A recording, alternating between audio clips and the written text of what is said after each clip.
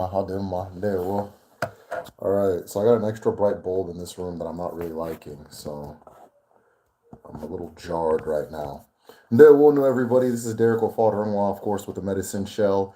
I'm going to be discussing Obonuke today, but it's an open ask me anything. So if you have questions that are off subject, on subject, I'm not too picky.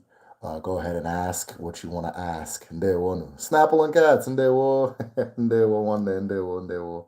All right. So we are going to begin once we get 15 people in here. Let's do 15.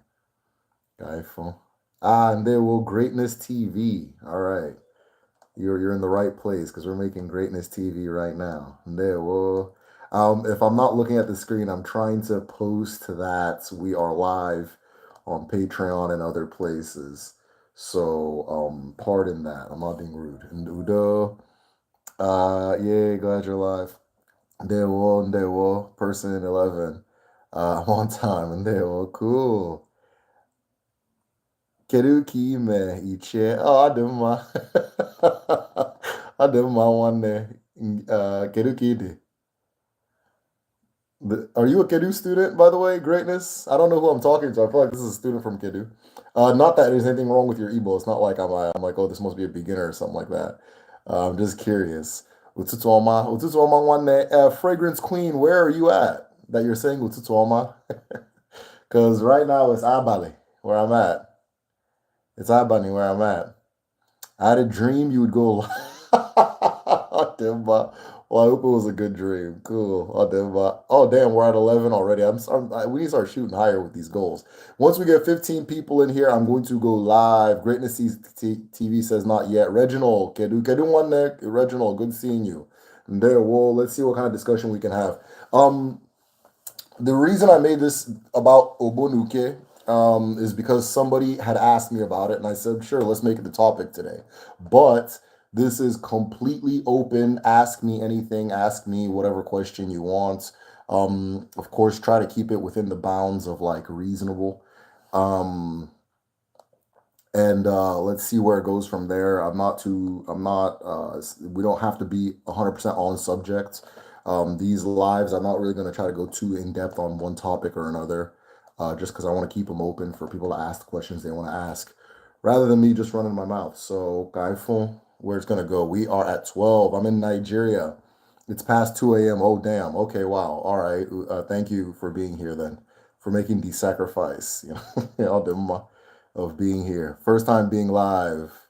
Nyanacho, Udo. Obinga. Ndewo. Hey, one. How are you doing? Cool, cool, cool. Once we get 15 people, we're going to go ahead and start.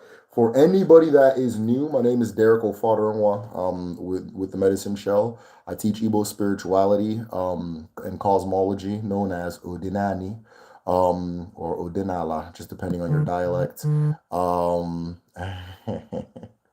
Okay.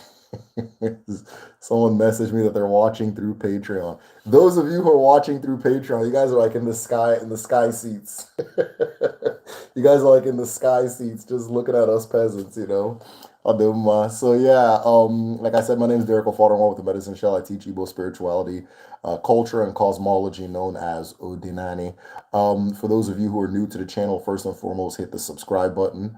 The absolute best way, or one of the best ways you can support what's going on right now, is if you share this. So share this link to somebody who you think would be interested in hearing about these topics. Obonuke are soul groups. So anybody who'd be interested in hearing the ancestral Igbo, African understanding of soul groups and that kind of thing. I just saw we passed 15, but I'm going to continue saying what I'm saying. So soul groups is what we're talking about today, but about Igbo spirituality in general. Those of you that are somebody who's interested, share this with them. Bring them in, let them know what's going on. The next best way you can support the channel is joining our Patreon community at patreon.com/the Medicine Shell. So patrons have access to my full in-house library, right? My full in-house library.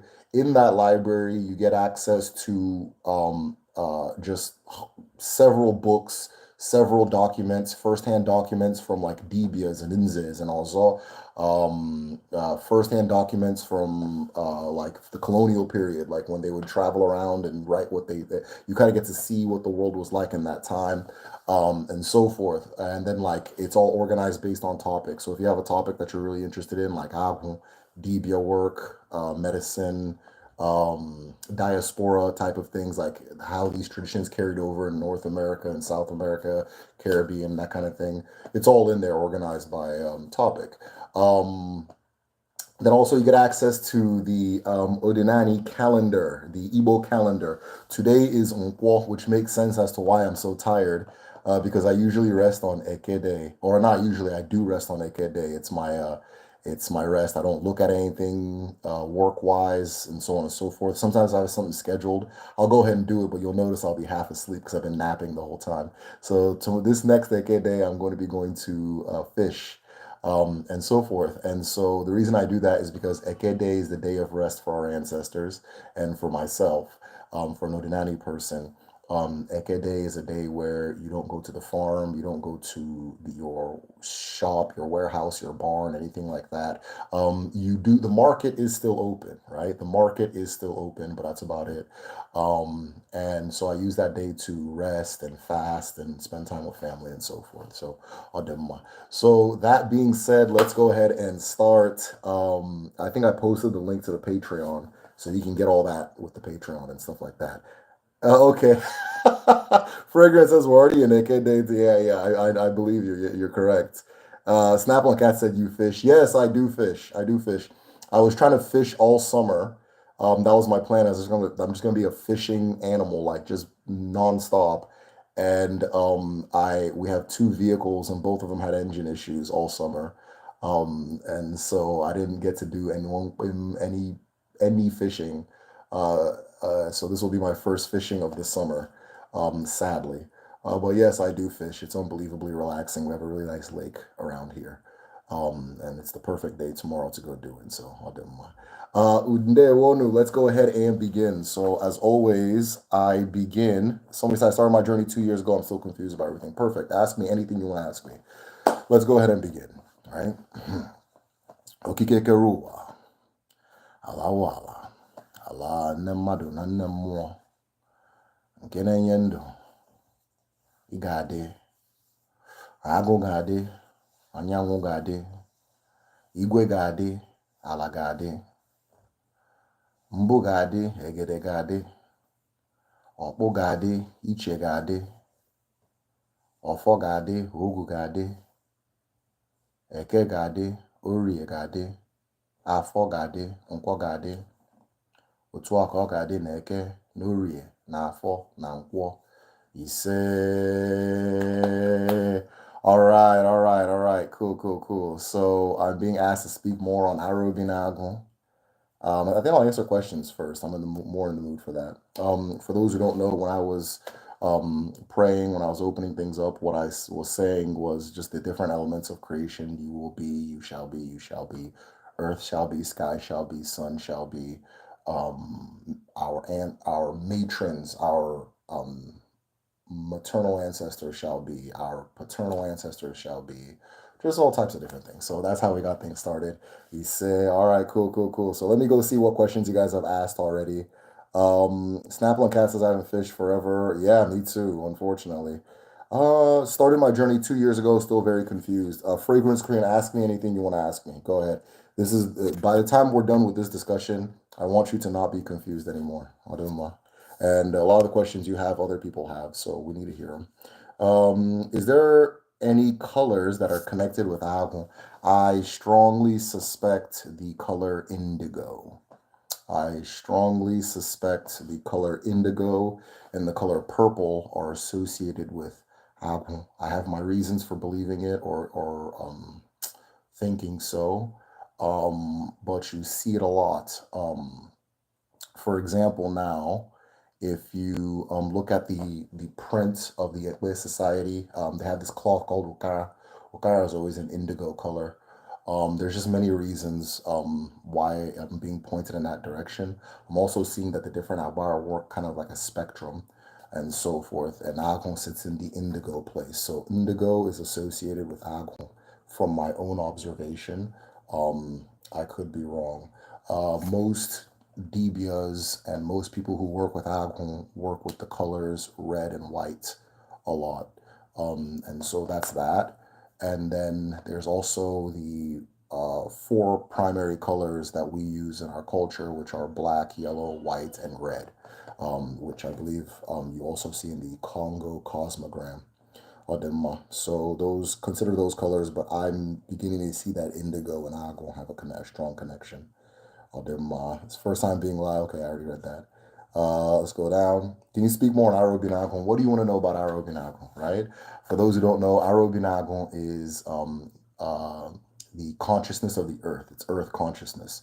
So I have a consciousness, right? And Chukwu has a consciousness. The creator has a consciousness, and the consciousness of and the as the creator has consciousness, the earth has a consciousness. And that consciousness of that earth is Arobinago. Arobinago is in us. It is in the trees. It is in the plants. It is in the roots. It is in anything that comes from the earth. And therefore, in order for us to tap into the consciousness of the earth and speak to her and communicate with her and be one with her, we go through Arobinago, because that is the conscious element of the earth. This is the reason that Dibias can know what plants do by holding them or by touching them. This is why Dibias know what roots can do by holding them or touching them. This is why even if you hear, like in South America, they say the story of ayahuasca is that the plants taught the Dibias, the shaman, how to do the ayahuasca ritual. So all of that goes into the idea of earth consciousness. Arobinago deals with that particular consciousness. Let me say, it flows into us. It flows into us, right? And so there are two types of consciousness that we receive because we are in the universe of twos, right? So everything comes in twos. There's a consciousness we receive from the creator known as Uche. Uche is light consciousness from beyond. And then we receive Aro, sometimes called Ako, from the earth, and that is earth consciousness from the beyond. And so both of them are entering us and flowing through us and that kind of thing. When we receive one or the other or both, it's not really, I don't think it matters too much to like say, okay, this one came from that, this one came from that. When we receive the one we receive them for a reason. So we are a custodian of the consciousness, and we receive it for a reason to do something with it. If you grew up Christian or grew up Muslim, you would be familiar with like the prophets and things like that, where they're minding their business and all of a sudden they hear the voice of God, and the voice of God tells them, hey, you need to go do this thing, and so forth. That is Uche. That is Uche. So we receive it, everybody receives it. But Ndibo understand that the earth sends it as well. The sky sends it and the earth sends it, and both of them serve the purposes that they serve. The earth is constantly sending it as well. It is what allows us to have intellect. So we receive our intellect and our intelligence directly from the earth. It is something that is coming from the earth and channeling into us. It channels into plants, channels into trees. I read something this morning that said scientists just discovered that trees have thoughts, feelings, memories, and everything that we call consciousness and so forth, right? And so they associate these things with the human brain, right? We believe the brain is a part of it. In Igbo, the word brain is uburu, right? It's like a vessel that perpetually carries something, right? So we believe the brain plays a part in receiving these signals and processing these signals through the body, but it is not the source of these signals. It is not the source of thought and intellect and awareness and consciousness. There's earth consciousness known as Arobinago. There is sky consciousness known as Uche. Arobinago is also known as Ne-Agu. Ne-Agu. So Agu is a two-headed figure, a male and a female. The female aspect of Agu is Arobinago. Arobinago is also known as Ogbo. Ogbo. It is through Aroginago that we learn how to live with the earth. So Aroginago is behind teaching us how to form medicine. Funny, my next video is on Ogbo. If I seem tired now, one, it's very close to Ekede, And two, I've been working on my Ogbo video. So Aroginago is, oh, I lost my flow. Aroginago, I'll get it back when I want to get it back. All right, so Odima. What do you think about the tune?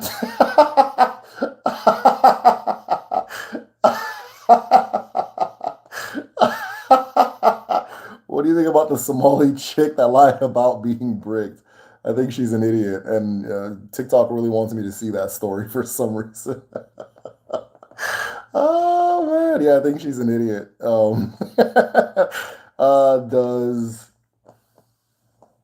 Does gade mean shall be? Oh, gade. Oh wow, very close though. Sorry if I spelt it wrong. Yeah, gade. So it would be GA space DI. Gade, gade. Ga is go. Anything go is going to go, will be, that kind of thing. And then D is be. It shall be. Gade. Odema. Purple's my favorite color of all time. Ah. And somebody said yuck, she didn't lie. Ah. All right, I'm not gonna turn this into the brick discussion. You know, very for themselves every time. So, Adeze Ode is very familiar. I was wondering if that has anything to do with mycelium networks. I strongly believe there's a connection between Aroginago and the mushroom. I strongly believe it. I believe that it's the same thing. They're connected. So yeah, I think it has something to do with the networks. But I think the networks are a part of the whole of the Earth consciousness network. I don't think that it is it's a part of it. It's not the whole thing. I think there's more to it than you know that is known outside of the ancestral tradition. I'll give my We're in the same ones. Okay, cool. Look at. I've done works aligning with my chi ndiche ndimi. Yet Afa still brings them up. Just stop doing Afa. I was discouraged at some point. Yeah, stop doing Afa. So, listen, I'm trying to like imagine Odinani as a car. A Dibia is a mechanic. You and I both know that if you go to a mechanic, they're going to find something and it's going to cost money. They're going to find something and it's going to cost money. But the mechanic is not the one that's going to drive your car for you or wash your car for you. And you're not going to keep your car at the mechanics, right? So a lot of people are saying, okay, I want to consider this Odinani thing. And they're just going to Dibia. A Dibia is a doctor, right? Let me stop saying mechanic. A Dibia is very literally a doctor. A lot of Dibias are like Anglicans and Catholics and stuff. You don't have to necessarily be, you understand. You just have to know or have the calling, but then you can go do whatever you want after that, right? And so, and I'm not degrading or downgrading Dibias. There's this thing that people do, specifically at home, where once they say, okay, I want to look at this Odinani thing, they run straight to the Dibia because they think that the Dibia is the pastor of Odinani, right? The Dibia is the pastor of Odinani. So like, okay, well, I've been going to the Christian pastor. Let me go to the Odinani pastor and just do Afa like 50, 60 times and keep going to this guy over and over. And you're going to keep getting confused. And listen, I just went to the chiropractor, right? I guess my neck is bent forward. This is bent there. This is that kind of thing. All these things like that, right? If I get healed, and I'll go to another one, they'll find some more stuff. It's their job, right? So a Dibia is not going to. You're going to get more and more confused. You don't. If you're just starting, or you're trying to figure things out, that's not the time to go talk to a Dibia, right? It's not the time to go talk to a Dibia. You go talk to a Dibia when there's a problem and you need to fix something. And you can't just, I hope you're not just automatically thinking, okay, there must be a problem or I have to fix it, that kind of thing, right? If a problem. But if you don't understand the thing or yourself, that's all Odinani is understanding yourself. If you don't understand yourself, you can't or shouldn't just, go to a Dibia. You're just gonna get more and more confused, right? And if you don't give them a specific thing, they're gonna say the same thing. Like when you said Ndimir, I was like, oh, here we go. They're gonna say the same thing. Your ndimiri are angry. Your chi is angry. Your agun is angry. This one is angry. You have to appease. They're gonna say that just general thing, right? It's a business. It's a business. You can go to several mechanics and you need an oil change, but they'll make it if they know you don't know what you're talking about. They'll make the oil change sound like something severe, something you need to do right now, and something that costs a lot of money. It's their business, right? So you go, but if I go to a mechanic for something specific, my brakes are making this noise. Okay, you need to change your calipers. It's a whole different conversation, right? So the reason, maybe, I'm just guessing, just reading from your comment, you haven't figured it out is in 2 years is because you keep trying. Maybe your what's the term? You are outsourcing your own self-discovery to another person. The Dibia is not the pastor, okay? So you can ask me specifically what you want to know or what you want to figure out, but I've heard your story a lot. A lot of people, specifically at home, will message me. I've been going to this Dibia for 5 years, nothing's happened. It's not that there's anything wrong with the Dibia. It's that for the first time in probably Igbo history, the Dibias have this flood of people coming to them, and they're giving them more authority and a bigger look than they've ever had before. Because these are people that are conditioned to look at a pastor as God, right? Whether or not you want to word it that way, it's what it is. So you're looking at a pastor like God, and you go, "Wait, I don't know about this. Let me go to the Igbo thing." And then you start looking for the pastor who you can then turn into God in that situation. So DBS traditionally never had that. People weren't looking at them like that. So now you get these people that are coming at you. Oh, if one of them sits there and says, "Oh, no, you need to just go home and discover yourself," or yada yada yada, that kind of thing, then he's gonna be hungry, right? And you'll go to, typically those people will be like, "Oh, this one's not real," and they'll go to the one that'll tell them something mystical and fantastic. So it's about knowing yourself. If you have specific questions, I can answer them. But for the most part, believe it or not, there's not much to figure out. There's not much to figure out. There's a basic, right? There's a basic, and then once you figure out the basics, it's kind of based on your need or your interest. Some people are just interested in the whole thing. Some people just need to know, like, okay, why am I this way? Why does this happen that way? What is it she? What is it that? And that kind of thing. So I hope I'm giving clarity. The reason I'm spending time on this is because people message me a lot with this specific story, and they're always at home. So DBs are building big houses right now. DBs are building mansions right now. Adema. Aroginago connects us to the earth. What does the male counterpart do? Adema. Aroginago connects you to the earth. The male counterpart connects you to the sky. The male counterpart is Okagon. The male Agon is the Agon that has the mission, right? So I always say that your Agon has a purpose that comes from your chi, right? Your Agon comes into the world with a purpose. Your that part of you comes into the world with a purpose that's connected to your chi. The male Agon is the one tied to that. The male Agon is also the one tied to the that holds the all fall. That holds the all fall. So it's the one that is in this world living the rules of your chi. It's the reason why your Agon is not going to follow you if you're going against your own awful, right? So it's kind of like the counterweight. The Arobinagon, the female Agon, is where the power accumulates. She's where the power accumulates. She's the one that brings new reality into the world. She's the one that heals and does all the things I've explained that Arobinagon does. But the male one is going to, everything I've said about like Amadioha, for example, or the Ikenga, it's all going to be very similar. They're in the same, it's the same energy moving into different spaces.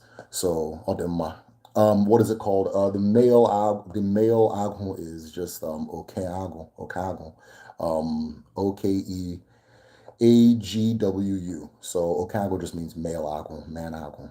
That's good. So sorry, I'm saying this, but are there any consequences?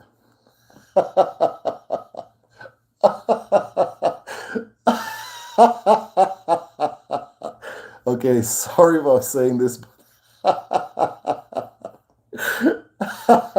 um, this people are asking me this question a lot, and I don't have an answer. Um, I don't. I don't have an answer as far as what would happen if you put your tongue on. I don't think anything will happen. I know that as a man, our ancestors would advise that you like stay away when a woman is having her, her menstrual time of the month, having her period. Um, because let's say the period has I don't want to get demonetized, yo. So the period has the ability to turn things off on a spiritual level, right?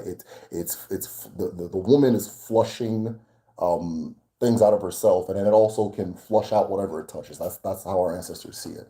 And so, for example, now if you have a title, you're supposed to stay away from that. If you're a man in general, you're supposed to stay away, and so forth, because it'll throw off your vibration or whatever they call it.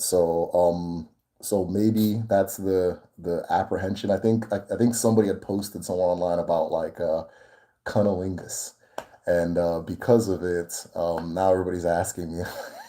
But you guys have to understand. You guys keep asking me these sexual questions, and which are okay, and they're better saved for Patreon.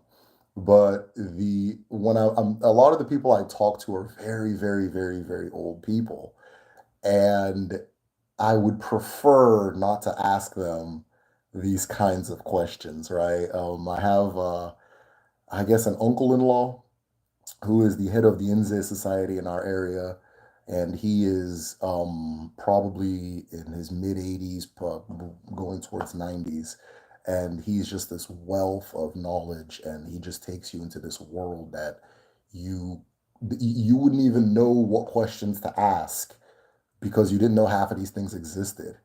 And so it's a blessing to have him. So I'm not, I can't really be asking him about like, so you eating pussy? Well, what happens if you eat some pussy?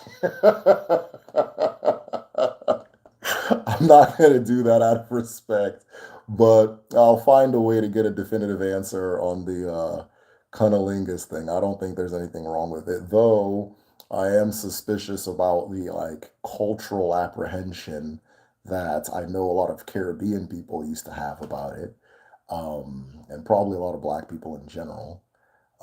So I would like to figure out if there's an origin to that. Because at a point, Jamaicans used to fight you if you if you said they did that. But yeah, yeah. So based on the way I learn, it's hard for me to get the answer to those specific questions. So, but one day I'll have it and I'll answer it since everybody wants to know. So I took mushrooms for 2 weeks and couldn't stay from outside. Oh, wow. You said primary colors in Igbo culture, black, white, yeah, yeah, great rise. According to novel cosmology, it's the same color pattern. Yeah, so it's interesting because you see these ideas recur all over the world, especially with indigenous people, and I think a big part of it comes from how what we're talking about. We're talking about reality. We're talking about the world. We're not really sitting around writing a book saying, and then God said nobody should do. That's not what we're doing, right? We're saying, this is the sky, that's the earth. And so if we're all witnessing the same reality, you're going to see these things reoccur. And then it makes you wonder some of the things that are a little bit more like, oh, wow, that's interesting that you both have it. It's like, why are you both saying it? What are you both observing, right? When I see those parallels, there's nothing I say as far as Odinani that I don't see in other cultures all over the world. And it makes me respect it a lot more because I know that if five people say that we saw a snake, then it's probably a snake. There's probably a snake in the bush, right? I understand. Unseen problems. There are unseen problems that Alpha detects. Yes, there's unseen problems that Alpha detects, but Odinani is not just about like finding problems, right? Just a Dibia is about finding problems. So fine, if there's a problem, like if you're trying to actualize, be or do something and it's not happening, then yeah, go to a Dibia, go to Alpha. But a lot of people think, okay, I'm going to do Odinani means sitting there and just watching Alpha for like weeks, and it's becoming, like I said, it's going to warp your perception of the whole thing, right? Before you start talking to Alpha, should know what a chi is. You should know what an Akon is. You should know you should know who your family is, right? And you should know their history and at least some of your ancestors. Some people skip all that and go straight to the Afanda Dibia. He's not your grandfather. He's not going to sit here and tell you about your great great grandmother and all that stuff. What's his business? Okay, what'd you say you want to do Alpha? Okay, bet here. Now, some Dibia, some of them won't waste their time. They'll say, no, I'm not going to waste my time, right? That kind of thing. So I didn't mind. Which Igbo people do you descend from? I am from Awo Mama. Awa Mama is in Imo State, in the north of Imo State. We are known as Oru Igbo. Oru Igbo just means that your people live by water, and that your central shrine is the water, is the river. The owner of your land is the river. The owner of the land you're on is the river. So most Oru people, we don't kill pythons. We won't kill pythons. If a python enters our home, we treat it like a human being, right? We'll offer it food. We'll offer it a place to sit down, that kind of thing. We let it leave on its own time. We can offer it a branch, and if it chooses to wrap itself around the branch, that means I want you to take me home. And so we take it home, that kind of thing, and so forth. And then a lot of our like masquerades and traditions tie back to the river, to the water, because the river that we're a river-based people, and so the river is the owner of the land, and so we regard the river as the landlord, for lack of better terms, right? As the original owner of the land we're on, and we're kind of, living in peace and accord with the river, but the river was here first and is the owner. So that's the Oru way of approaching our relationship with the land, and that's kind of what makes us different. But I'm from Awamama. I'm an Uru Igbo person from Igbo State. Wait, if Aroginago, okay, somebody already, wait, hold on, wait. If Aroginago connects us with the earth, does that make her and Mborogon spirit of nature extensions? Yes, yes. Aroginago is Allah's consciousness, is her consciousness. It's the same thing. Perfect. So it's cool that you figured it out. Yeah, Aroginago is the consciousness of the earth. It's Anna's consciousness. It's her pattern, right? Cool. This is the police. I'm at your door. All right, you have to wait till the live is over for me to answer the door. Yeah. I have a friend from Alabama. Cool, cool, cool. I'll do my message, DM me somewhere the name. Maybe I know the person. You mentioned in one of your videos that very select women can have an Ikenga. What kind of women are those? So there's a women's Ikenga, right? And so it's an Ikenga that's either holding like a tobacco pipe or a baby. And but the ones that have an Ikenga are typically the ones that exhibit the like male traits, right? Or like they are great in a masculine way.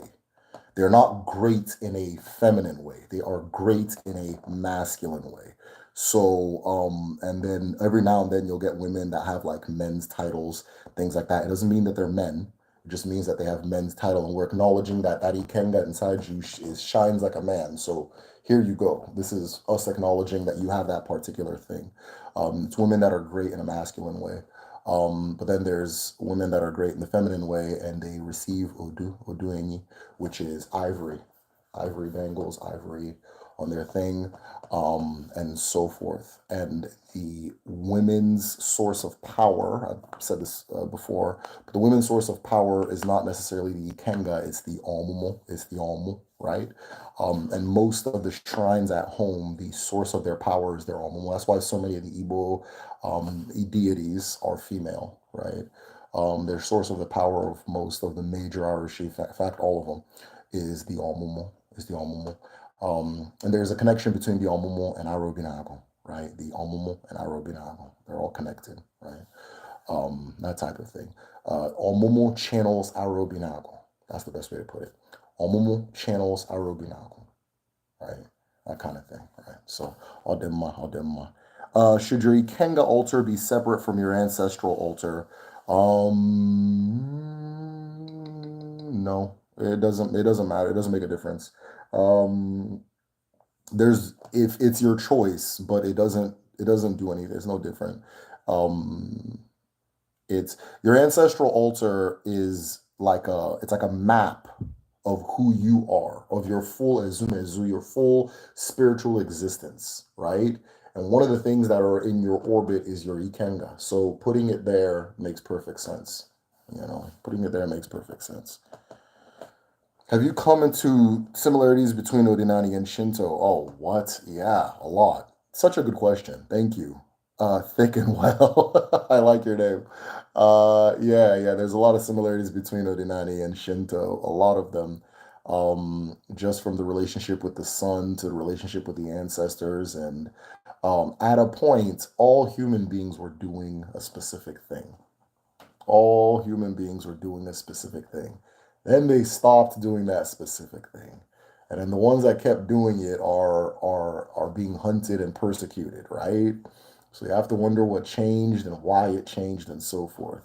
So if I talk about Odinani, and if I practice Odinani, I go to Japan, I do the exact same thing. It won't seem nothing I'm doing will seem strange to the people there, right? They'll see if they're a Shinto kind of, yeah, they understand it. They'll understand what I'm doing over there, right?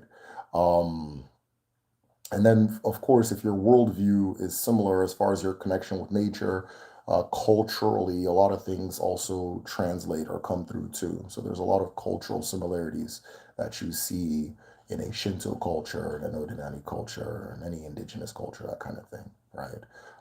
Though it's hard to say Japanese culture is indigenous because there's history there. Odemma, good to see you live. All right, Odugo, nice seeing you. Good to see you. Question: Can you okay? Can someone consider themselves practicing Odinani if one has knowledge of ancestors' ways of the chi, but little knowledge of the gods? Obviously, Igbo people don't really focus on the Irish at all. Like we don't really focus on that at all. It's not. You don't have to know one of the. You don't have to even you don't really have to know them, right? It's not important. It's not important. The focus as far as Igbo people goes is the chi, right? Um, the Irish, the Abara, right? The Abara become important kind of like as need basis, right? So every community is going to have their main altar because they have a relationship with the land. And if I have a relationship with the land, I need to communicate with the land, right? But if you know that you afford the same respect to nature that you would afford to a human being, you're perfectly fine, right? You already know all the Abara, if that makes sense. You know what the sun is. You know what the sky is. You know what the earth is. You know what water is. You know what wind is, right? So you don't necessarily need to know, Igbo people believe wind. You don't need to know that. You just know what wind is. You know what it is. If you respect wind the way you respect an elder, and respect water the way you would respect an aunt or an uncle and so forth, then you're fine. You're fine, right? Ndibo sina uwabu madona chia. The world is a person and their chi. That's really what's important. Your chi and your ancestors. That's the main central focus. Most African cultures are saying the same thing, but they put their emphasis on different places, right? They put their emphasis. So in other cultures, the Abara might be more important than their concept of or their word for the chi. For Ndibo, it's the chi that matters, right? And so forth. Then the rest will come as they come. You understand? So, for example, like I said, if you know the earth, you know the Amara of the earth or the Arashi of the earth. It's just the earth. There's no different word for Allah and the goddess of the earth. It's just earth, right? We just know that this is one of our mothers, right? This is one of our original mothers. And if anybody wants to doubt that, let that person stop eating. Let that person die, see what happens. They'll turn back into earth, right? That kind of thing. So we know this is one of our mothers just because of the facts of the matter. We know the sky is one of our fathers, the original father, or not original, but there's a father after that, which is Chineke, right? But we know that all these things come together to make us. And so long as you know them, you're fine, right? Now, some places, okay, we call it Amadioha. Some places we call it Ekwensu. Some places we're all saying the same thing, right? We're all saying the same thing. And it's most important when it needs to be. Also, all of the Abara come together to make you. So if you understand yourself, you start understanding them. If you understand yourself, you understand them, right? That kind of thing. So I didn't mind. All right, let me see if I missed any questions. Okay, no. Have you come across any similarities between? Okay, I already read that one. That was such a good question. What does the Ikenga for women with tobacco pipes symbolize? I think I have my theories, but I don't have a definitive answer. So there's an account I have from like the early 1900s where Chuku is described as smoking a pipe. There is Ne Chuku and okay, not Chuku, okay, Chuku, which is Chuku the mother, Chuku the father. So I do wonder which one is smoking the pipe, because pipe smoking in old African societies is associated with women. That's why, like, if you see, like, in Cuba, a lot of the women smoke cigars and pipes as a cultural thing. That goes back to Africa. If you go to a lot of indigenous settings, they're smoking pipes and things like that. And the older women are the ones that smoke pipes. Though I'm sure by this generation, there's none that are still around. But I don't know what that particularly symbolizes. I just think I just know that it's either a pipe or holding a baby. So yeah, I don't know. There's a spirit in hoodoo called the Great One, and I believe it is connected with Odinani. Oh, interesting.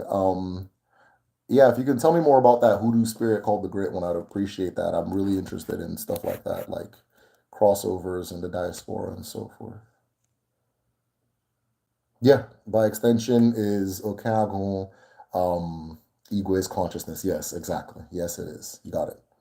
You got it. That's really what it is. It's the same formula, Chineke, on different levels. So Chineke, Alanigwe, Okeago, Nago, Madomo, just, or I said it the wrong way, Nago, Okeago.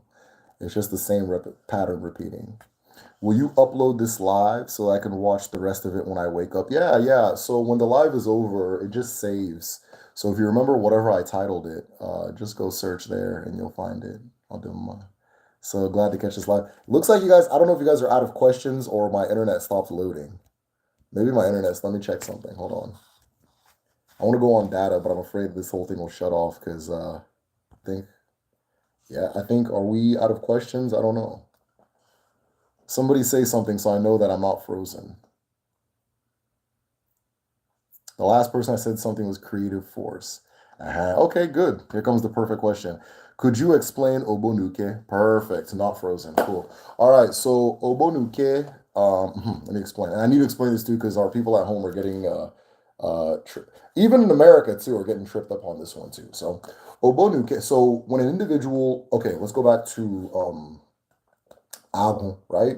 So in Odinani, our ancestors believe that everybody is made up of four elements. Some of you guys may know this. There's Chieke or there's Chieke Urie.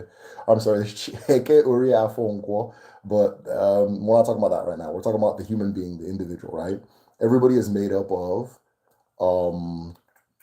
Chi, Eke, Agun, Mo. So somebody had mentioned that they were new to all of this and they're trying to figure out Odinani. Just figure out what those four concepts are and you're fine, right? You'll be fine and the rest will come together. So everybody has a Chi, everybody has Eke, everybody has Agun, everybody has Mo, right? So we're going to focus on your Agun, the fourth or the third one that I said. Your Agun is the part of you that comes into the world for a purpose. And that part of you, when you die, will return again and again and again and again, right? Now, Agun can return as one person, or the same Agun can split into multiple children. So, for example, I'm trying to think of an example in my own family. I think I always use the same example. I'll use my youngest brother. My youngest brother is my cousin. Oh, hold on. My youngest brother is also my cousin. I guess they're all cousins. My youngest brother and three of my cousins share the same Ahu. They share the same Onyuwa. They are all reincarnated from my late uncle. They are all reincarnated from my late uncle. So those of you who are at home, you can ask your people who you reincarnated from. I don't want to hear that bullshit about, oh, my dad is Christian, my mom is Christian. Just quit being like, what are you scared of? What are you beat you? Ask them. What the hell? What the fuck? Be 45 years old talking about, oh, my dad's Christian. So ask your ask your Christian ass father who you reincarnate from. And if he resists, ask your Christian ass mother. And eventually one of them will give up. And once they give up, they'll let you know that you reincarnated from this particular person and you share the same Onyuwa. They call it Onyuwa casually, Onyuwa, which is your earthly person, your worldly person. You share the same Onyuwa as this cousin, that aunt, that cousin, and that person, and that nephew, right? You guys all share the same one. So you guys are all Ogbo. You guys are all in the same like spirit group, soul group. You are all together. Now, one of the things that this habit people have of just like Dibia is the Dibias tend to like over mysticize this concept to the point where it loses meaning, right? So for some reason, everybody has Ndimiri. Everybody has every single pro. You're Ndimiri, you're Ndiobo, you're this and this, and you're all supposed to be afraid of these people, right? That's they wouldn't say that to Pete, don't you? They wouldn't say that to Peter, don't you? And the reason I'm saying that is because they wouldn't say that to somebody who knows these things. You understand? They wouldn't say that. They won't, because they know that's not what it is, right? That kind of thing. So your Obo and the Obo are the people who came into the world with you. It's not these ghosts that are floating around constantly angry. This is for people at home. These ghosts that are floating around constantly angry that you're not giving them this, you're not giving that's some Dibia bullshit that they like to use to keep you dependent, right? Some of them, not all of them, some of them. They like to use to keep people dependent. So Ndiobo are the people that you came into the world with, you have the same incarnating spirit with. Now, the way we conceptualize that culturally, right, is we, like, for example, now, we're going to all get older, and then one of our cousins is going to pass away, and they're going to tell you that you can't go to their funeral. And you're going to say, why? And they're going to say, well, I know your dad was Catholic, and nobody told you this, but you guys reincarnated from the same person, right? So you got to figure out these things out now, right? That kind of thing. So you guys won't attend each other's funerals, and you guys will not. I'm trying to think of what other cultural things we do as far as that goes. I'm trying to think of other ones. Like if one of them passes away, you're not supposed to like look at their grave site or pictures of them or anything like that. Or pictures of the person you were in the previous life. So yeah, that's just that. That is your Obo, right? That kind of thing. Now, Ndi Uke is almost like is kind of what the what I was talking about earlier with the Dibias, right? So you come into the world as a parcel of creation, right? You're almost like, okay, let's consider your chi is like a sun, and the sun is going to have a whole lot of planets floating around in the solar system, right? Every now and then, some of us have things that float around in our solar system that are other beings, right? So Obanje, for example, is one that might be floating around in your solar system.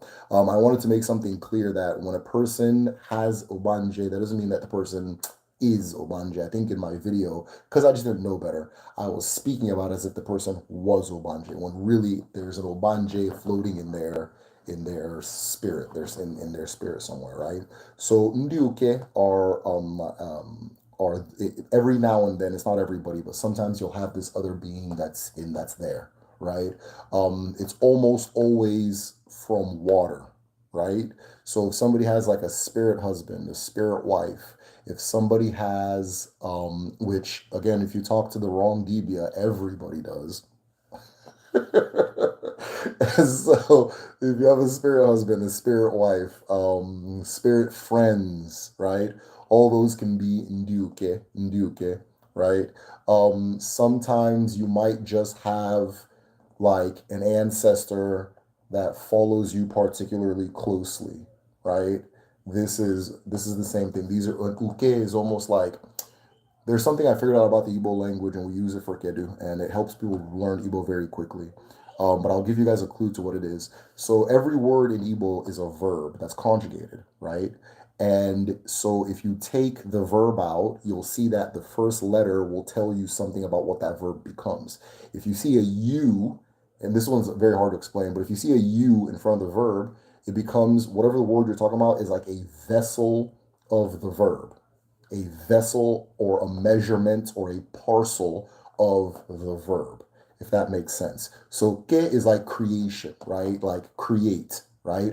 Uke is almost like, if you can imagine like the group you were created with, or like if almost like a boat, everybody that's on the boat that was created, that came into harbor at the same time, okay? The people that you came in with, the people that you were created with, your measurement of creation. So sometimes it ends up being that you have that it's a spiritual, okay? Like you have like different spirits in your solar system, right? Or in your boats. Let me say boats. You have different spirits that come into creation with you. Uke is the thing. Oh, best way to say it. Uke are the things that come into creation with you. Ogbo are the things you come into creation, or people you come into creation with, right? Come into creation with you. So within you, you may have Obanje, spirit husband, spirit wife, spirit family, spirit friends, right? This is not everybody. It's actually more rare than it is common. So yeah, but you might have these particular things that come with you. But then your Obo are these different people that you reincarnated with. You guys all came in on the same mission at the same, roughly the same time, through by way of the same spirit. So that is Obonuke. These are just different types of forces, people, spirits, energies that you enter the world with. They all tell you something about yourself. I was reincarnated by the same man as my cousin Emeka. And there are a lot of things that we used to do as a kid that I know that helps me know who that person was before, right? That kind of thing.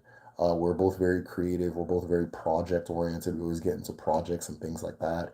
We're both we both pull away from groups. We both pull away from, like, if there's a group, we kind of sit on the periphery, the outsides.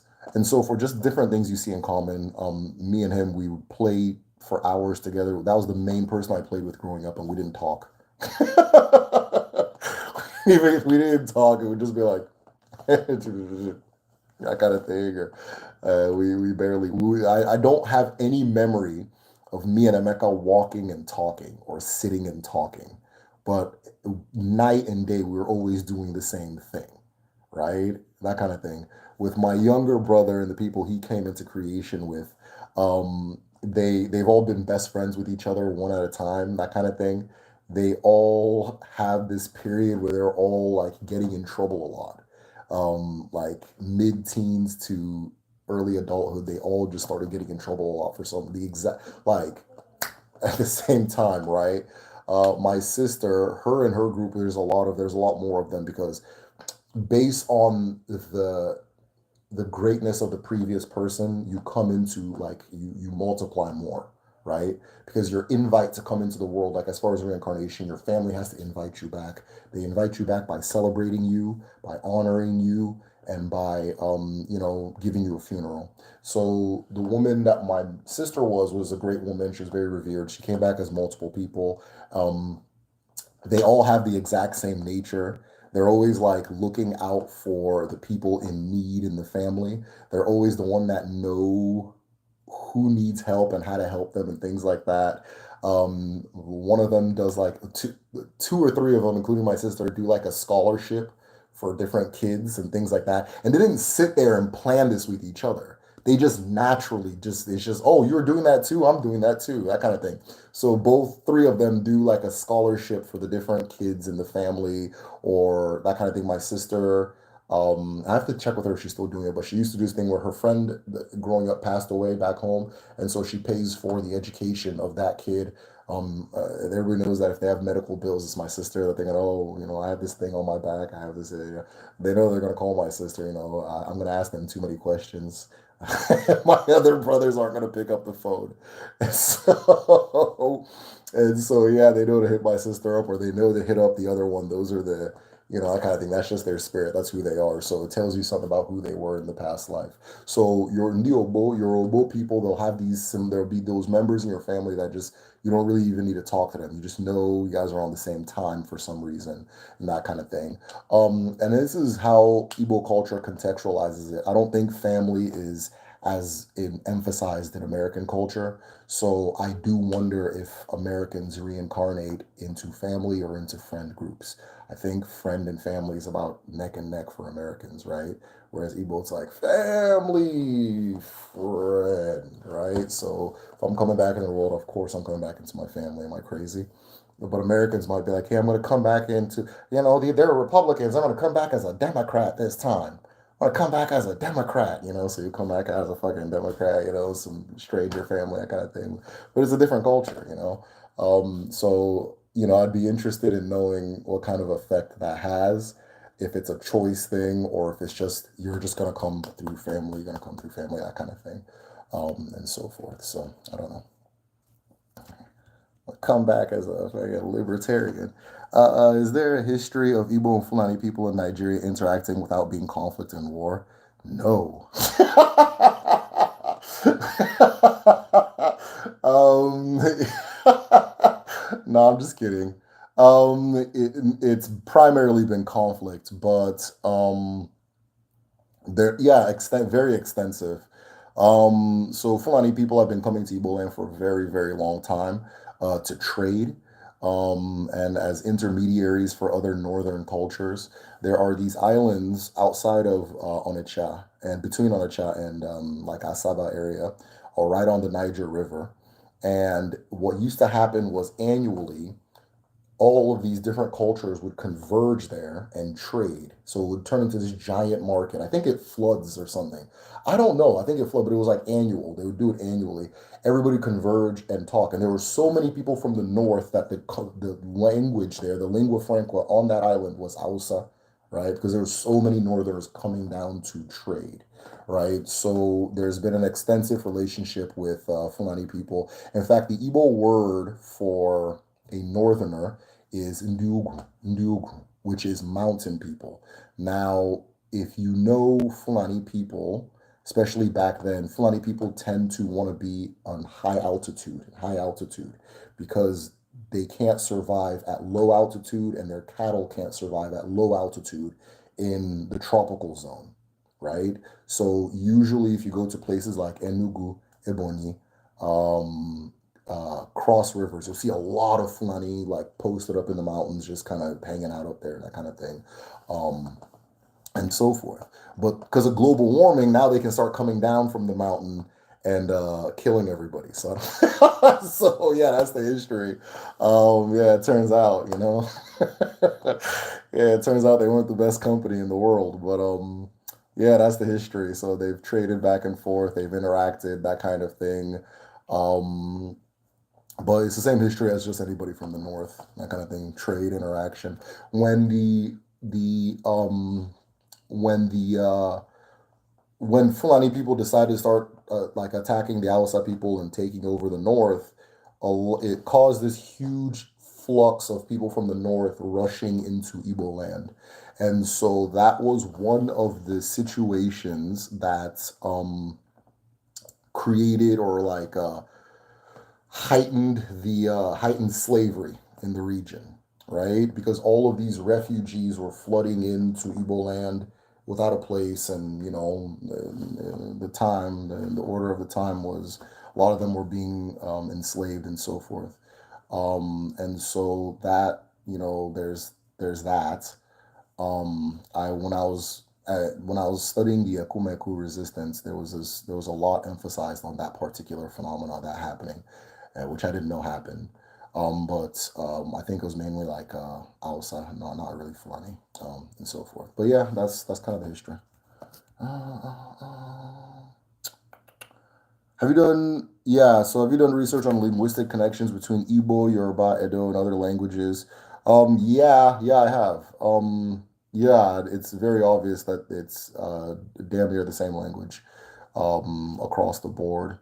In fact, a lot of the times, like when I'm doing my research, I'll like see something, and then I'll see something, and then I'll see that in another nearby culture, their language validates what I'm seeing. Like, so for example, in there's a thing called the Ogene bell. So it's this two-pronged bell in Uli, the Igbo writing. It is used to represent a life, right? It is used to represent life, right? Ogene, it represents life. So if you draw an Ogene, you're doing life, right? Peace sign, that kind of thing, right? And then you now see that the Urobo, their word for God, is Ogene. Another thing that I saw, like I see things like that all the time. If you look at, I was like, I feel that in Igbo culture at a time, the word for woman, or one of the words for woman, was ayi or aye, or some type of like vowel Y vowel sound probably an AY something, because the word wanyi, because wanyi means child ani, and was child ani. And some people say wanyi means like, oh, our child, but that's not what it means. And so then you look in Yoruba culture, they still use aye or something like that. Edo, they use some type of aye, aya, something like that. Igala, they use some kind of yana. And Igbo, we use wani or inyem, inye, ndinyem, right? Inye, anya, that kind of thing. So just, yeah, it's the studying the language is a huge part of what I do. Huge part of what I do. I would say that the Igbo language is my number one resource as far as research. If you speak the language, you begin to see a lot of patterns and things like that. So yeah, I want to come back as a leopard.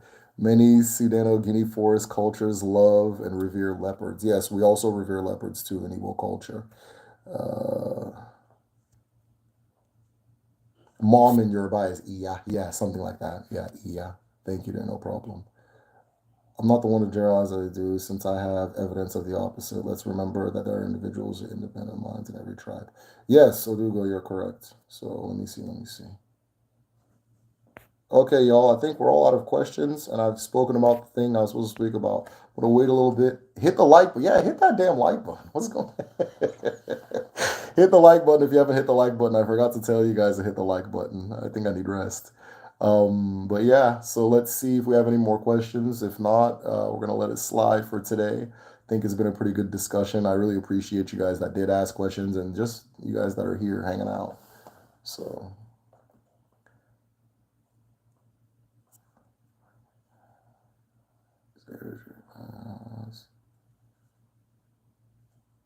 Okay, so Reginald says, I thought uke was some kind of curse or something. I think uchu is the word you're looking for, uchu. I'm saying the word wrong too, but it's U-C-H-U, uchu, something like that. Is curse, right? So it's like a thing that's chasing you. Uchu, yeah, uchu. It's something that's following you, right? Somebody put that orbit I'm talking about. Somebody put a thing that attracts bad fortune to you in there, a magnet for bad fortune, uchu. Do Igbo have any thoughts about the green spots some people are born with on their back? I don't know, but a lot of Igbo people are born with it. The Mongolian spots, they call them. Yeah, a lot of both of my kids had them. My at least two of my nieces. I didn't see the other two that much when they were babies.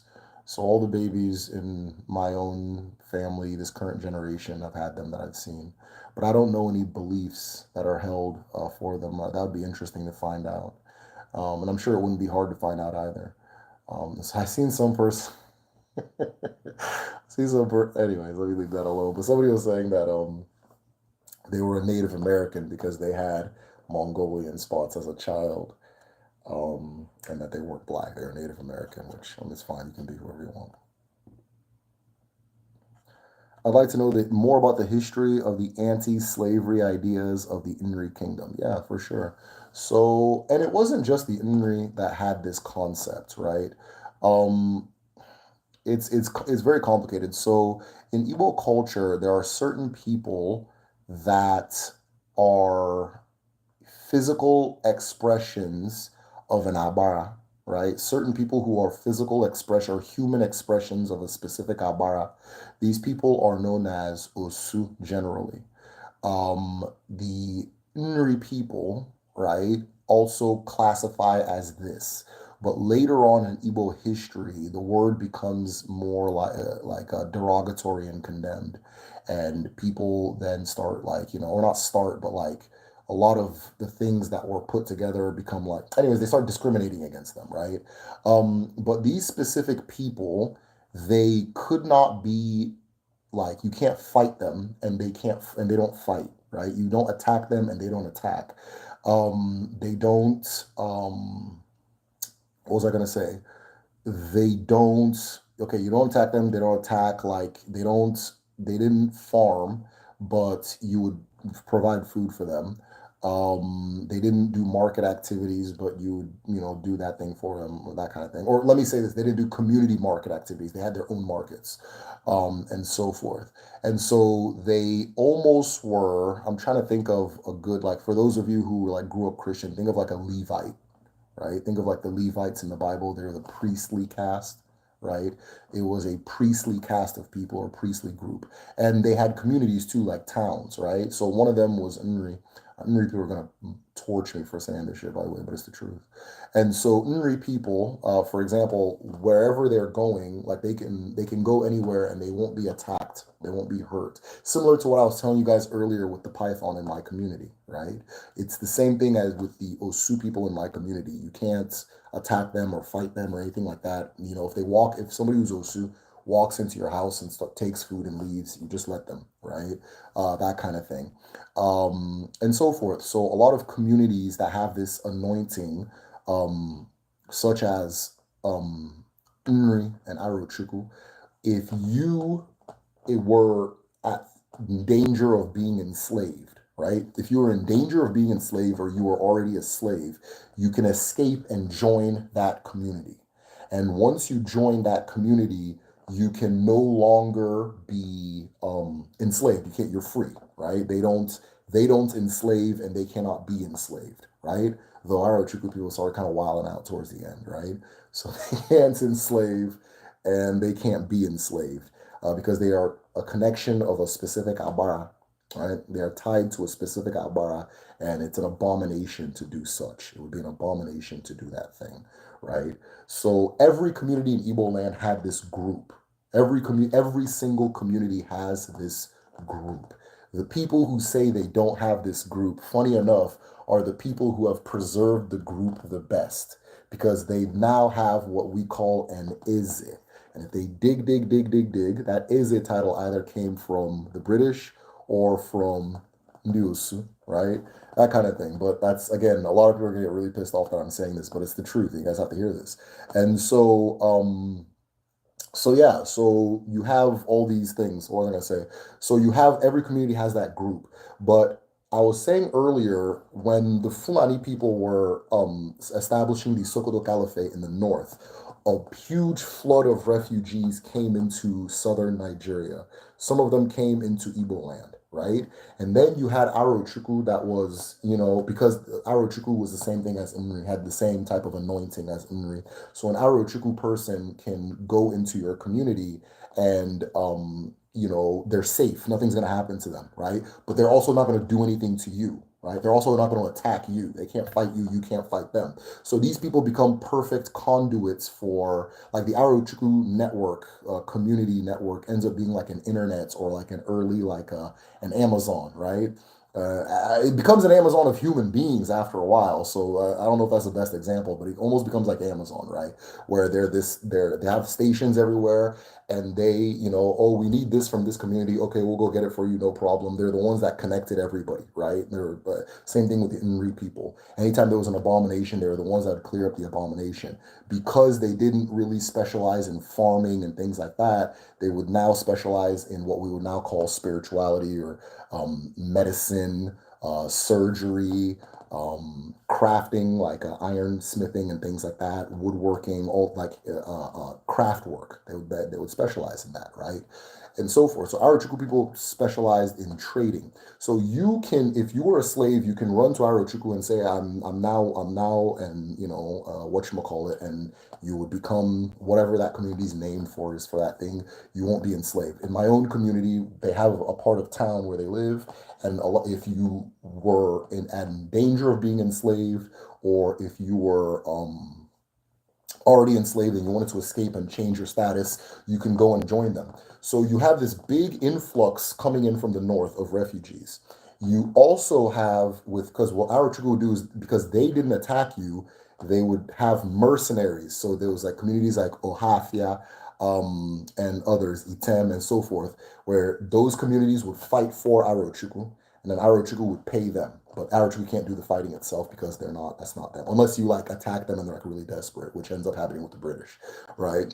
And so they had this, they called it Arochukwu Confederacy, but it's really like it's really like a mafia, right? It's not really a confederacy. So that kind of thing. So they would send them, and there was so many wars going on at the time, and people flooding in that Osu title, that thing that I'm talking about, now becomes associated with slavery because so many people who are enslaved are rushing to these centers, right? In some communities, the majority becomes foreigners. So it's like you'll have like seven families of like the original ones, and then like maybe like 20, 40, 50 families that were just escaping slavery and that kind of thing.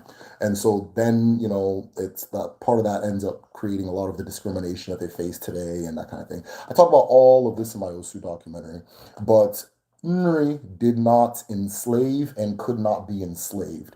And therefore, people who were in danger or were already enslaved can go there for reprieve and to be safe.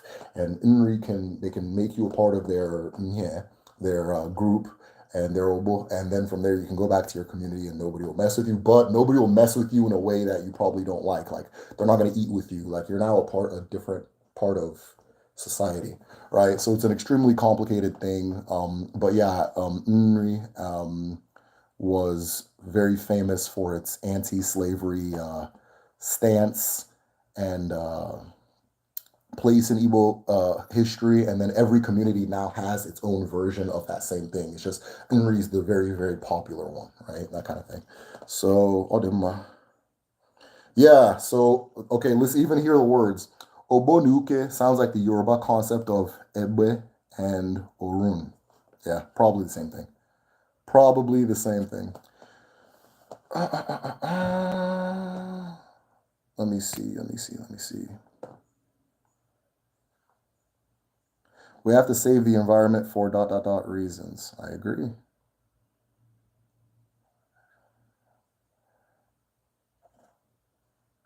Do you have a favorite Igbo folk story? Yeah, I like Ojadili a lot. Ojadili is it's an epic about a wrestler that goes into the land of spirits, and wrestles with his own chi, right? I like Ojadili a lot. I like the story of the girl who married the skull, for Kedu. For Kedu, towards the end of Kedu, one of the things we watch is this particular Igbo movie, or this a Nigerian movie, anyways. It's in English, so that's why I say Nigerian movie. But we watched this movie. Wait, is it in English? Okay, no, this one was in Igbo. Okay, I'm laughing at the wrong thing. Yeah, so this one is in Igbo. It's about a girl. They made a movie out of the girl who married the skull. That's a really good one. Mbe, of course, any Mbe story is gonna be funny and fun. There's this. It's so funny because we have like with Kedu. Kedu's my Igbo language school. So if you're interested in like learning Igbo, just message me or go to www.kedu.me. But I'm teaching the not the kids, but I'm teaching the older kids, right? And I keep trying to find stories to tell them, but like they're also like brutal and severe, kind of thing. And I mean by brutal, I mean there's always like death. Death is a very casual thing in them, and that kind of thing. So it's all good. Just different cultural idea of what death is. So, but sometimes I worry. It's like, oh, I tell these kids about why people fell asleep and stopped waking up, things like that. I love the story of the chameleon, um, and Nemiri, when Nemiri was going to overthrow Chuku using fashion. I really like that story, where Nemiri was. I told the story on the channel, but Nemiri was going to overthrow Chuku using fashion, and then Chuku used the chameleon to trick her, and so forth. There's so many. Like all of them were so cool. I have this really good book of them.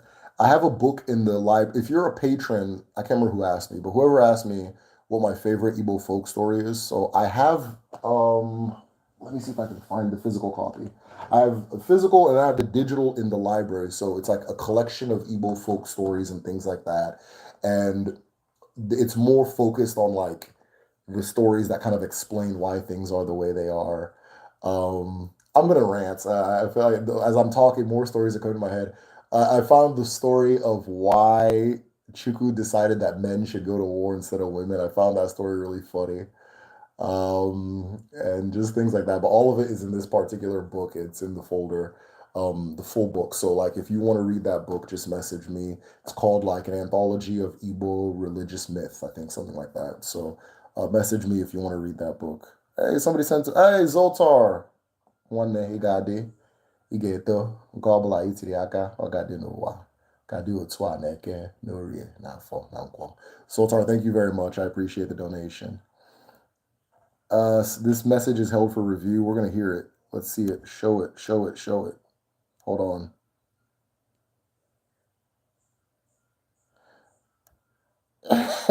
The casual death. Another moderator is handling this. I didn't know I had two moderators. I think it's Udochi. Udochi, what's up? If you're in here, let me know. The casual death thing is common in the U.S. to read some Burr Rabbit folk tales. Yeah, yeah, yeah.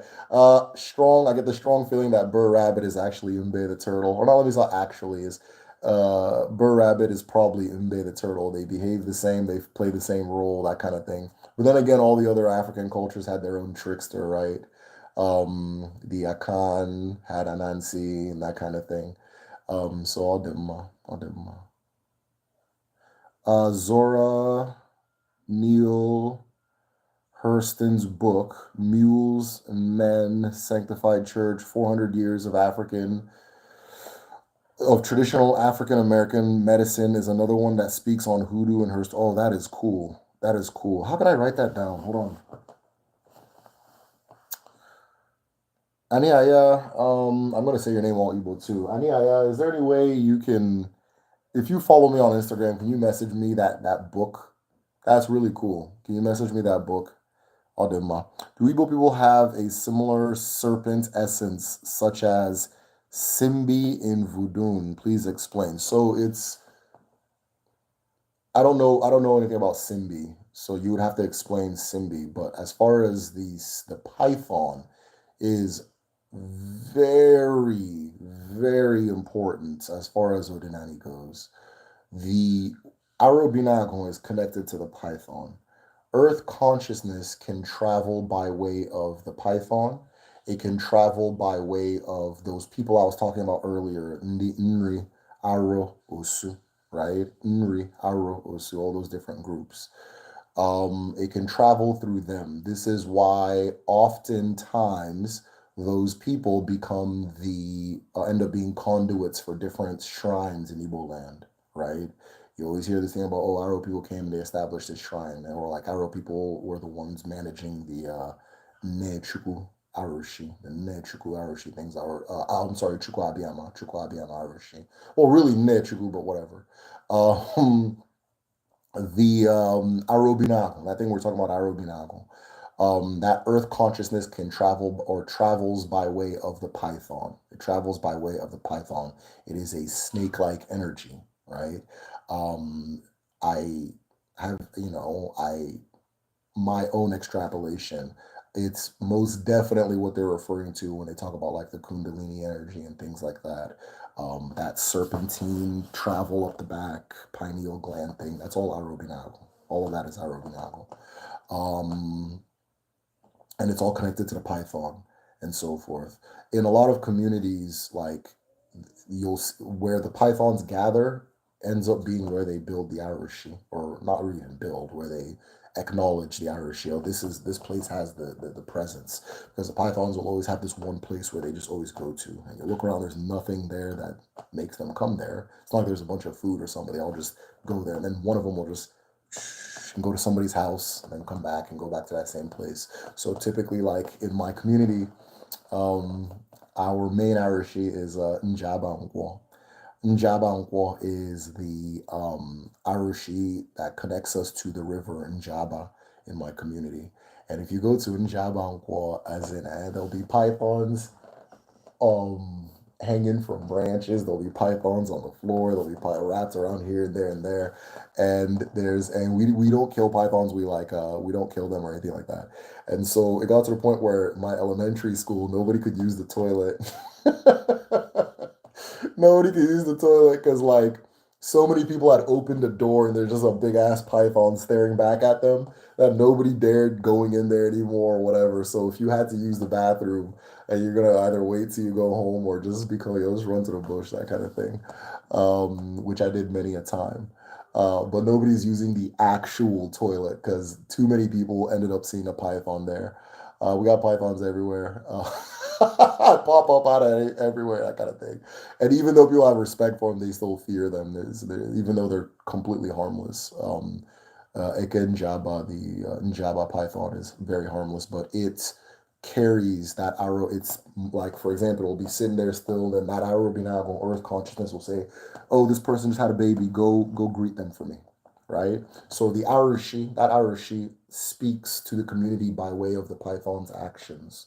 It can also speak to the community by way of Diosu people, right? That kind of thing. Um, and yeah. And then like in a lot of communities, their apex leader is the same thing as what the Osu are in our culture, right? So they end up being the mouthpiece for that earth consciousness. They end up speaking for the having the awful that allows them to speak for the earth. But when you don't have that, like in my community, it ends up being the python, and so forth. Even in if you look at ancient Benin, old Benin, you'll see that their roofs, the roofs to the Oba's palace has a falcon or like an eagle, and then a python coming like a python, like a big giant bronze python on all the different um, what do you call them things? Little roof pyramid structures up top there. And knowing that, I understand what that is. That's all phonokun. That's all phonokun. That's nago, okago, and nago. That's aroginago, that kind of thing. Yeah. So all that. So yeah, lot of understanding as far as the python goes and the serpentine energy. Now the viper, the snake that bites you, is a different thing. It's not. We don't look at it the same way. It's just the python. Yeah, Oli, go ahead. I'm live, bro.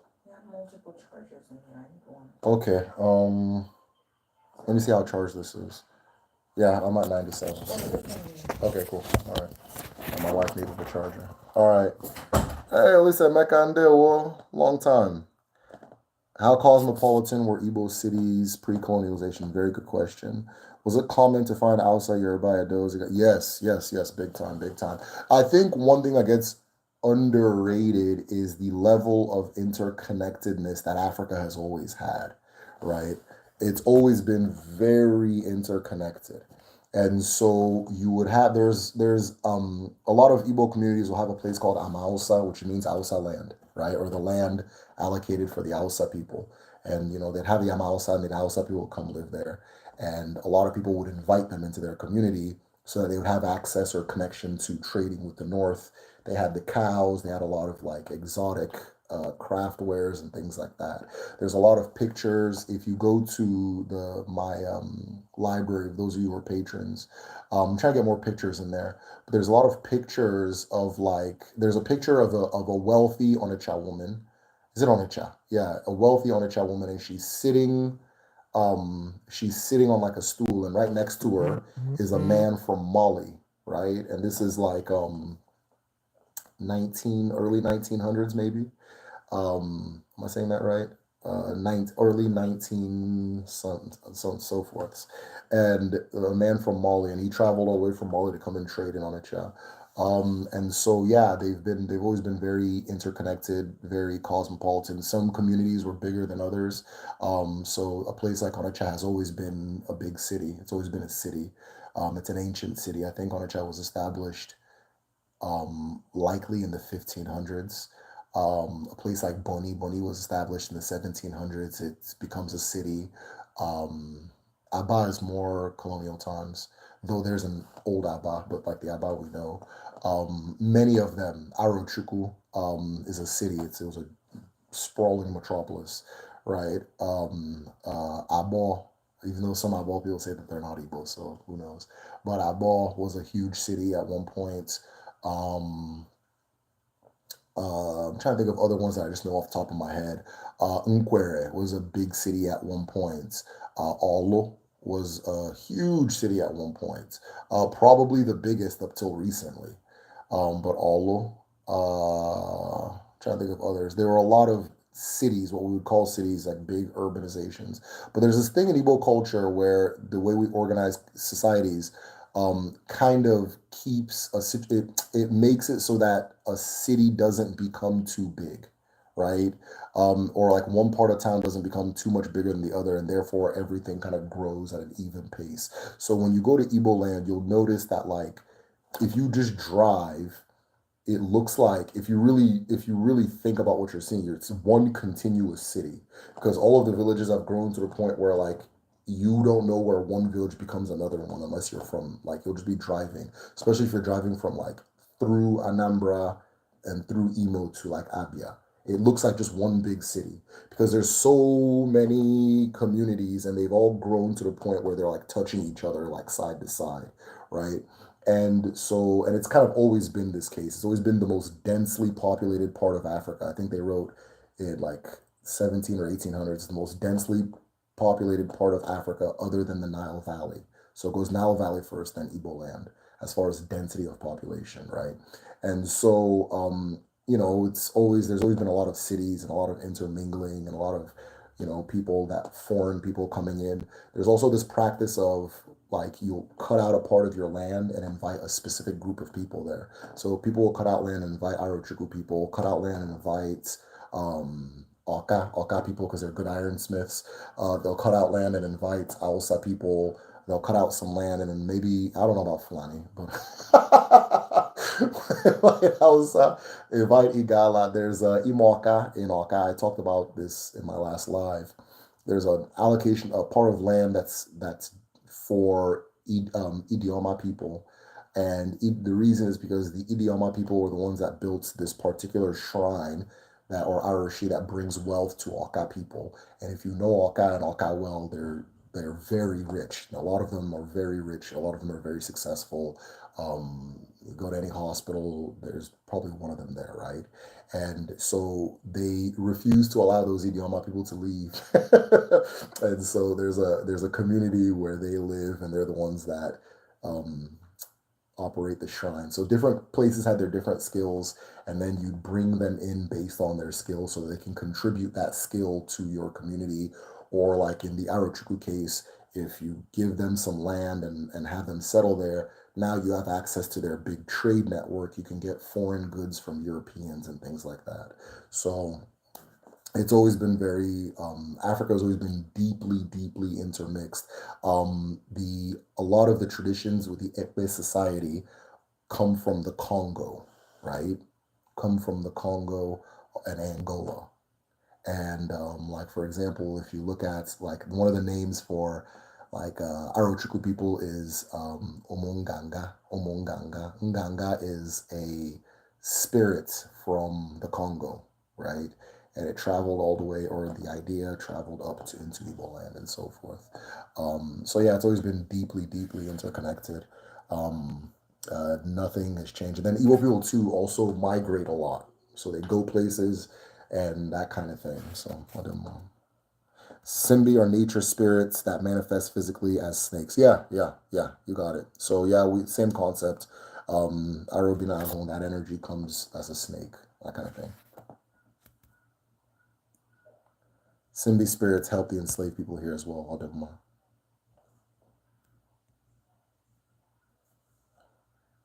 Is there an abara of war, like an abara that strictly governs physical conflict and violence? Oh, that's a really good question.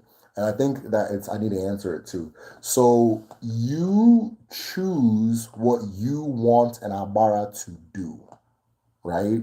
So ekwensu is typically used for war, typically, right? And amadioha, typically used for war. But there are some communities that use agun for war. There are some communities that use anyanwu for war. It dep- what it, it's what's best to do is know the nature of the abara and then say, oh, okay, I want to take this one into battle with me. That's actually the sequence, right? It's okay, Ekwensu has this specific nature. I'm going to use it to go to war. Amadioha has the specific nature. I'm going to use it to go to war. There are some wars that you cannot enter with some spirits, right? You cannot enter a just war or an unjust war with Amadioha. You cannot enter. Okay, I think that's probably one of the only ones with like a restriction like that, right? Yeah, I don't think you can go to any war with Anna, but I'm not sure, right? So you choose, but typically people will Ekwensu, Amadioha, the masculine ones. Ekwensu, Amadioha. I've seen Agon used. I've seen no, let me not misquote myself. I've seen Agon used. I've seen Amadioha, I've seen, why am I not thinking of it? Udo, which is another name for Amadioha anyway. So just the masculine pantheon typically is what you go to war with. And then I've seen Agon used. So, Odema. That's such a great way to plan a community. Yeah, so in my own community, right, the way they have my community cut up is we have Umodiacha, right?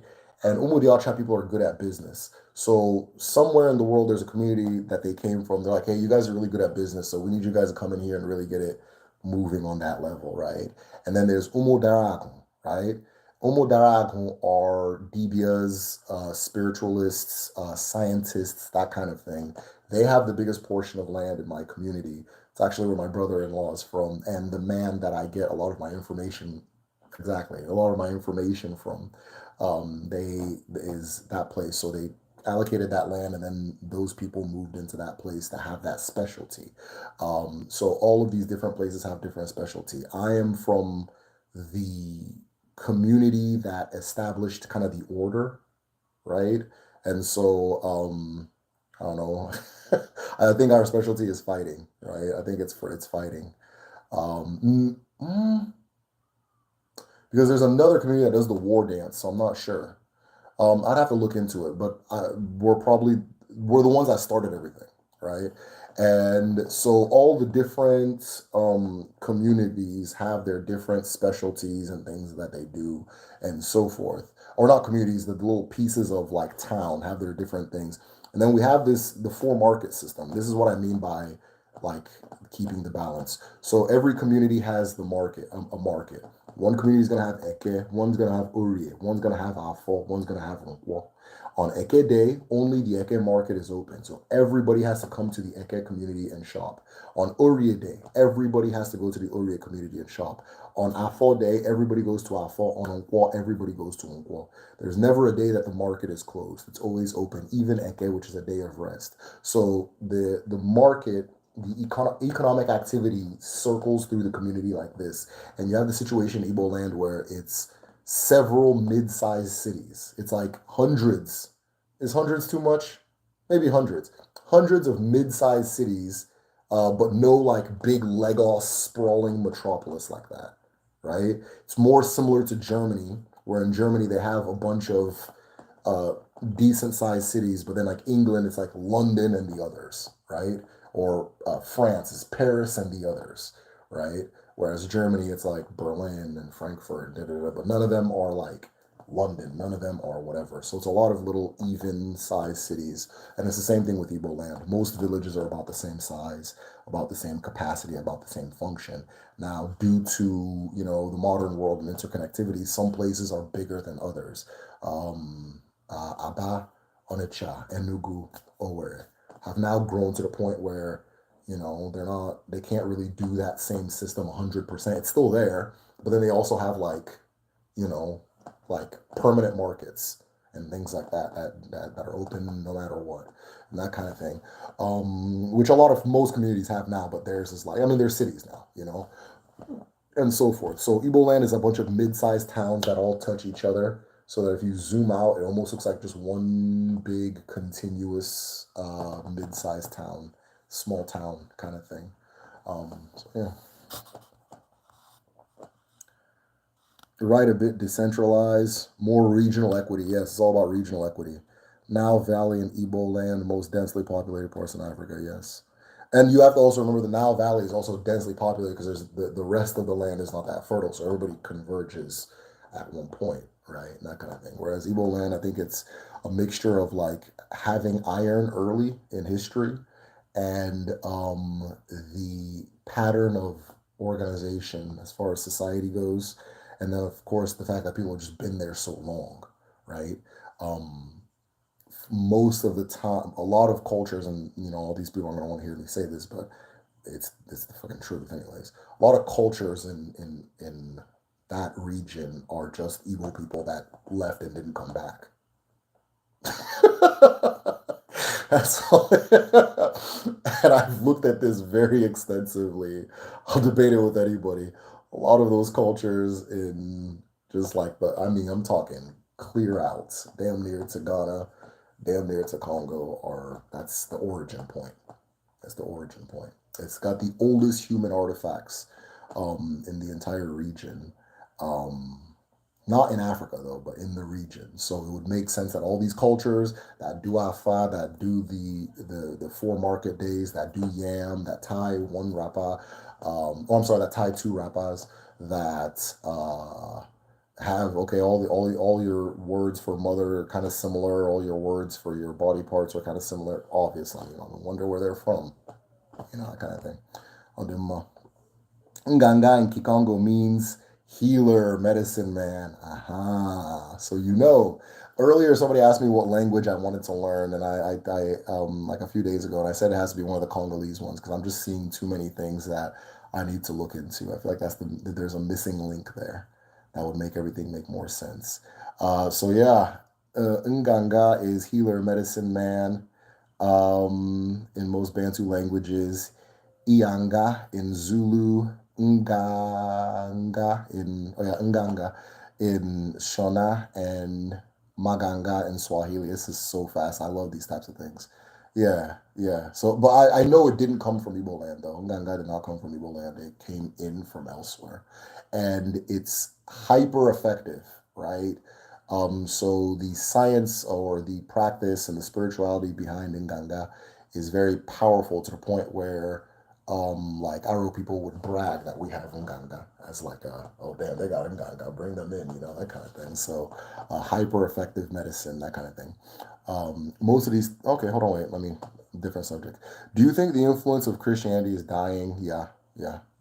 Um, yeah. I mean, you look at all the communities or the societies where Christianity started at, it has like an expiration date, like Europe, they're over it. You know, America is almost over. I think America will hold on a little bit longer, especially as America becomes less white.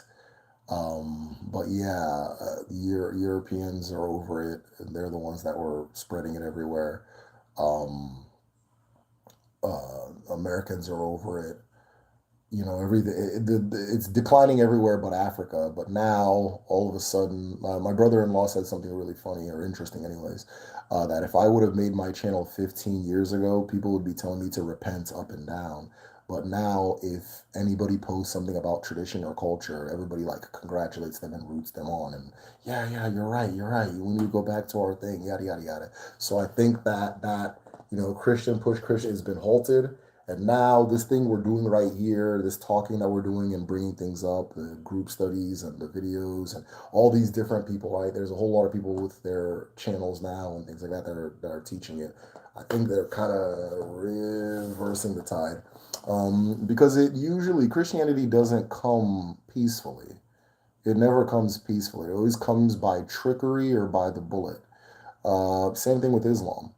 They always come by trickery or by the bullet or by like imposition, and that doesn't last. You can't. There's an ilu that says if you hold a man to the ground, you're holding yourself to the ground.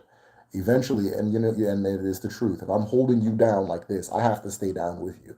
And eventually, if you don't have the power to get up, I'm gonna get tired and come up, and then we both come up and go home. Right? So a lot of Europeans are now talking about, oh, I'm a damn Viking, bruh. I'm gonna worship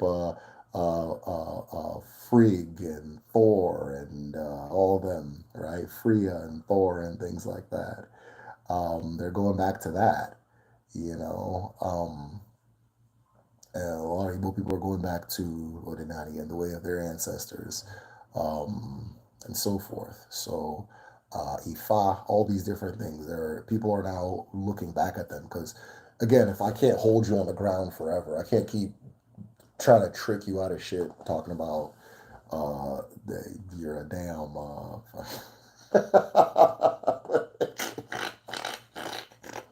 Talk about you got that damn curse of ham, bro.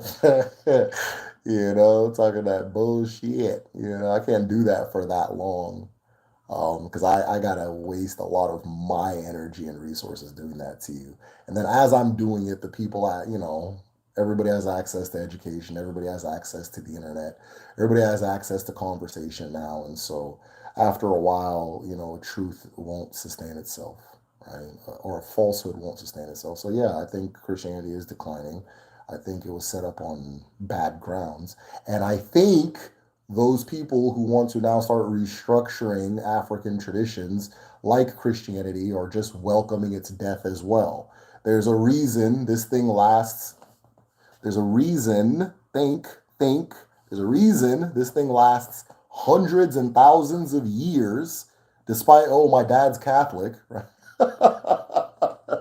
He'll get over it, hundreds and thousands of years. And the thing you're talking about, you're watching it decline, and you come into the African tradition with all this, oh, there should be an Odinani Bible. Okay. Oh, yeah, our ancestors, they didn't write it down. Okay. Find something you wrote in the second grade. I dare you. Talking about preserving things with writing. Find something you wrote in the second grade. You can't.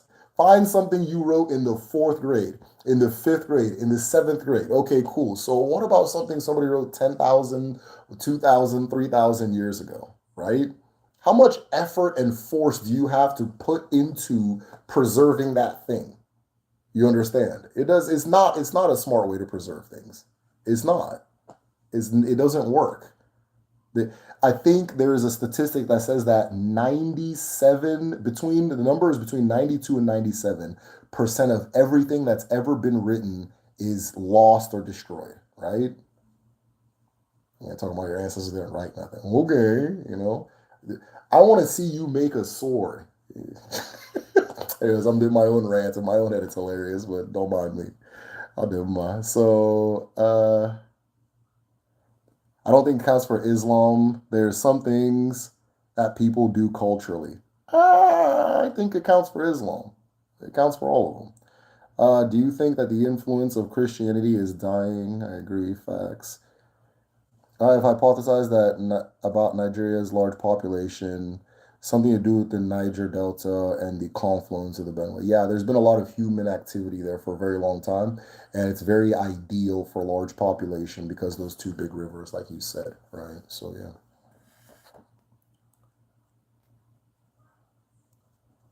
Well, okay, so Indonesia. Well, no, the elites in Indonesia became Muslim by trading with the Arabs. Everyone else had to follow the law that they then imposed, right? That's typically what happens, like with Mali and things like, oh no, Mali was by force, things like that. What happens is, okay, in order for you to trade with me, you have to be Muslim, right? I'll give you a few freebies, but now we got to convert. So then you convert, and then you go home and make everybody else convert. It's the same thing. And then once you get everybody to convert, there's a light Islam, and then somebody comes and says, you guys are doing a fake Islam, and they, use force to enforce the real Islam in their mind. And then another person comes later on and says the same thing over and over. It's happening. I'm saying this because it's happening right now, right? So in Nigeria, Islam came by trade. The elites in the Hausa city states and in the Yoruba city states were trading with the Muslim world. After a while, okay, I'm not going to trade with you unless you're Muslim. You become Muslim. Okay, now that you're Muslim, go home and make everybody Muslim. And somebody who's a little bit more radical than, we say radical, but like real, right? And who's more real than everybody else says, this is the fake Islam, I'm going to do the real one. Then by force, they make it happen. So the Sokoto Caliphate, right, was the first wave. And now, right now, Sokoto Caliphate was like maybe 120, 130 years ago. And right now, Boko Haram is saying that's not that real Islam they brought. That's not even real enough. Like we have a realer one, and they're by force coming with another one. So yeah, it's the same thing. I mean, we can have our affinities for whatever, but most Abrahamic religions do the same. It's just honestly, Judaism doesn't really do it. Judaism is they don't even want you to join them. So it's the only one that kind of minds its own business. But the rest of them, Islam and Christianity, are forceful. And they're the same religion. That's not Islam. That's not okay. Sure. I guess it's eventually coerced in most cases. Pure facts. Although Christian held beliefs are waning, its effect on West Africa is vast.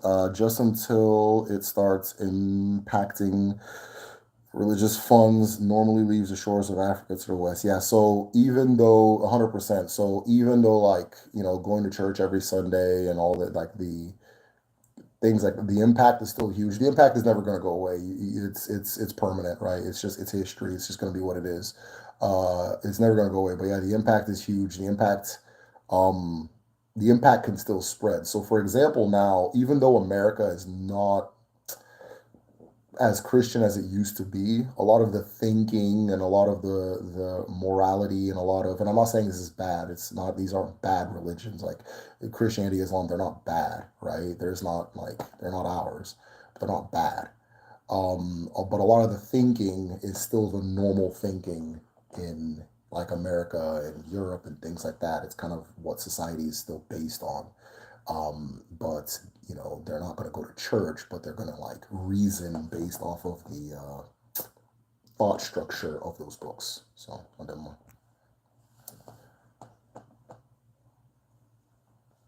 know. Writing things down is actually interesting because with Ifa, all the Odu are supposed to be memorized and then taught, not written down. Yeah, some they've written down all the Odu too, just because just for preservation purpose. It gets to the point where it's a necessity. I'm not necessarily saying don't write things down. I've written things down.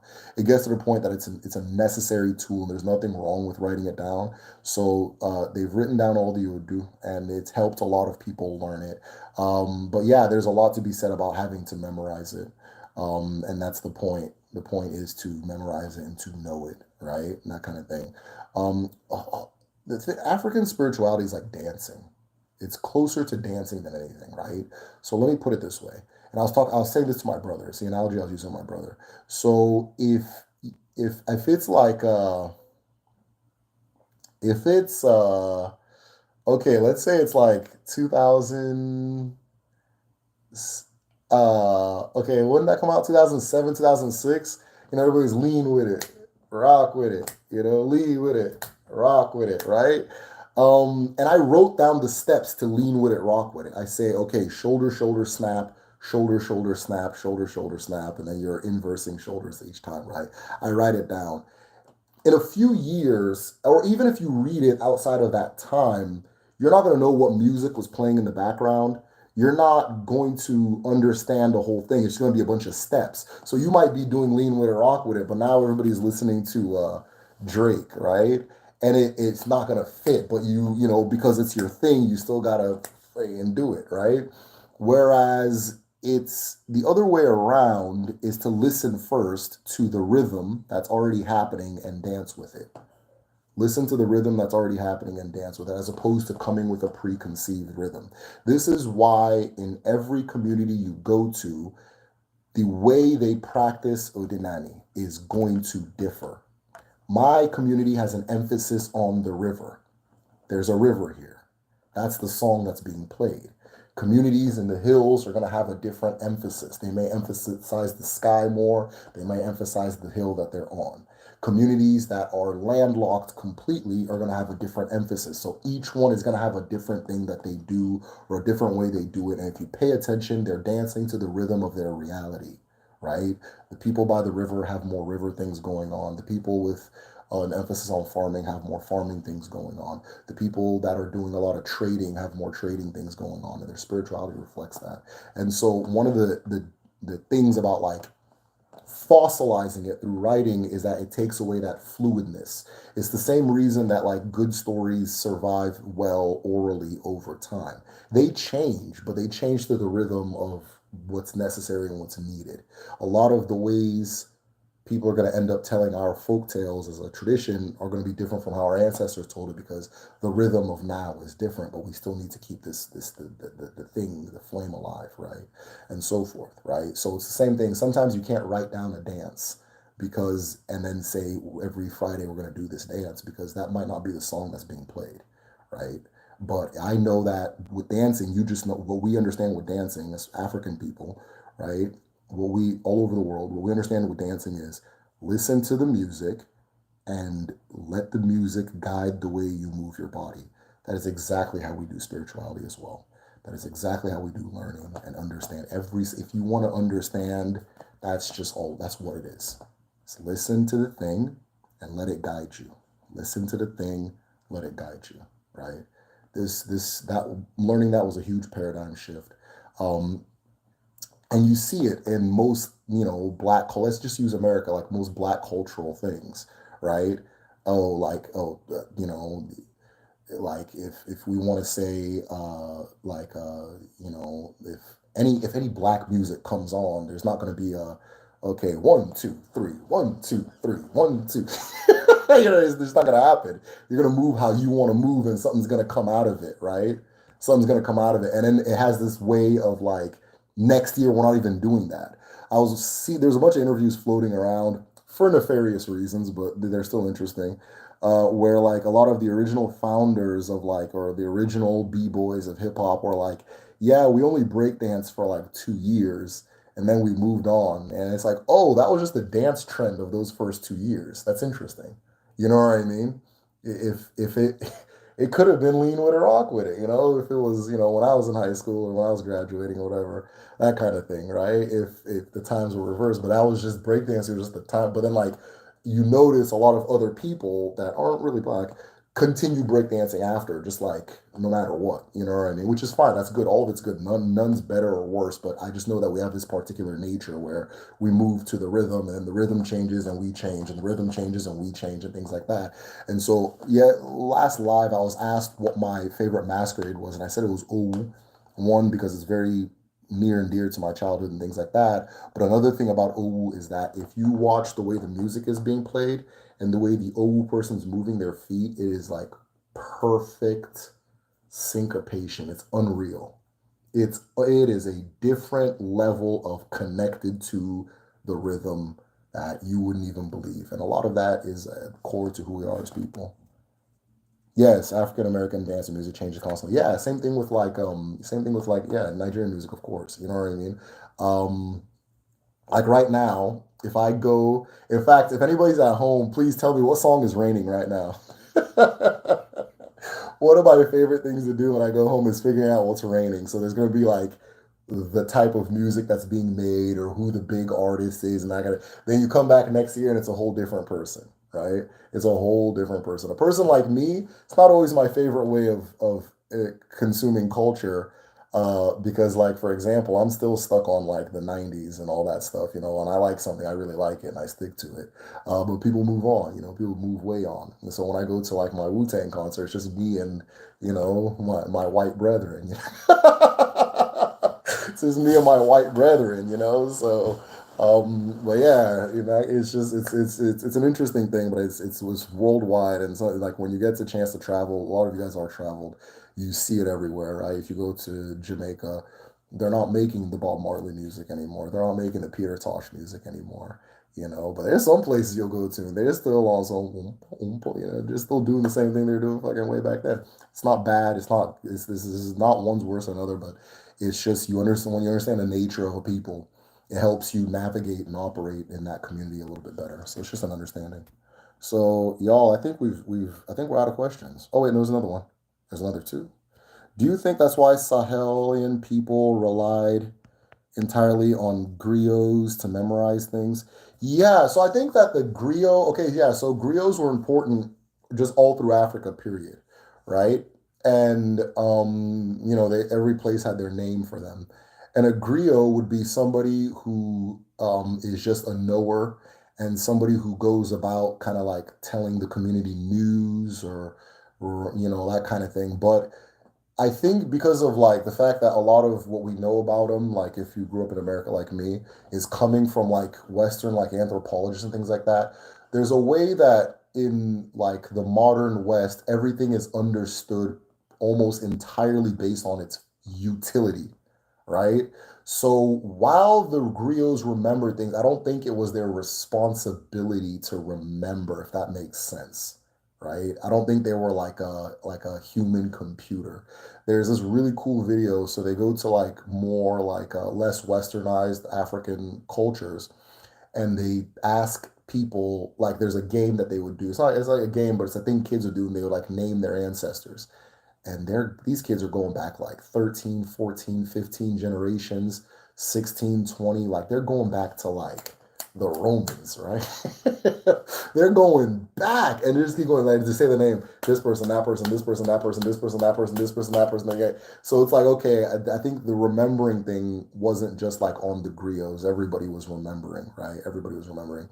But the griots, of course, everybody has their use for society, like what you do for the collective that you exist in. You absolutely have to have that. Come on. But I think that the function of griots may have been more than just remembering, because everybody was remembering, if that makes sense. And so forth. Like, you may know your history the same way you got all the Pokemon memorized. It's the same brain. That kind of thing. So I hope I'm making sense. But yeah. Can you repeat the proverb that was similar? Yeah, the proverb says when a person is holding you down, they also hold themselves to the ground. You can word it however you want. When a person is holding you down, they also hold themselves to the ground, right? So the visual is person grabs you, holds you to the ground. Well, they got to stay there too to keep you there, right? That's the proverb. And a lot of things that are structured based on that, they don't last. They don't last. So it's got to come from the heart, man. Can you? Okay, cool.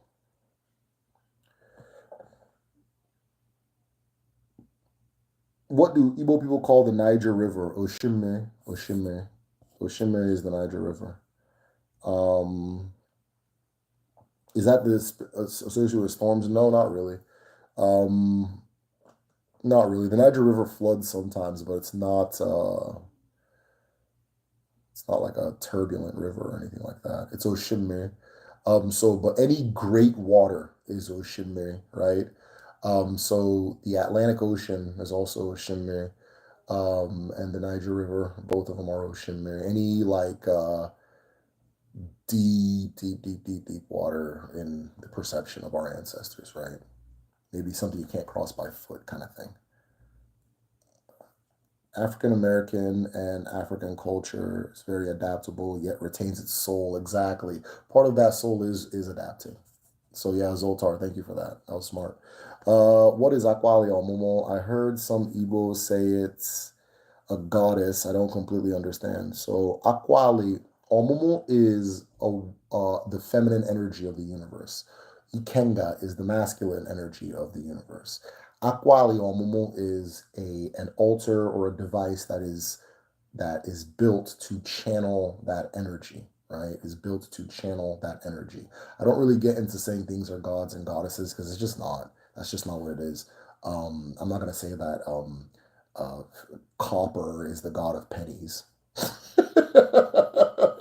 you know, you can use Almomo to do certain things. So you use that Almomo energy for birthing, having children, growing a farm, creativity, manifesting, attracting wealth, attracting good things to your life, and so forth. So it has this particular energy where it brings things. It is the portal that brings things from one state of existence to another. So it's perfect for manifesting.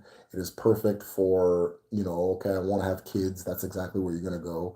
It is perfect for, um, said manifesting creativity. If it's around, everybody's a little bit more creative. I said in my Aroginago video that I don't think that these civilizations built these pyramids. I think these pyramids built these civilizations, right? Wink, wink, wink. That's kind of what I was talking about. The Akwali Omomo is a mound, it is a cone, or it is connected. And all of a sudden, I get disconnected. I got disconnected talking about these Egyptians, so I don't know if that kind of thing. So, okay, I'm glad you like the thing. Are resourceful. Cool. Okay, it looks like we're all out of questions. You guys are like holding me ransom. So, no, I'm just kidding. I'm having a lot of fun. I really appreciate this. I'm going to sleep well, though. Man, I'm tired.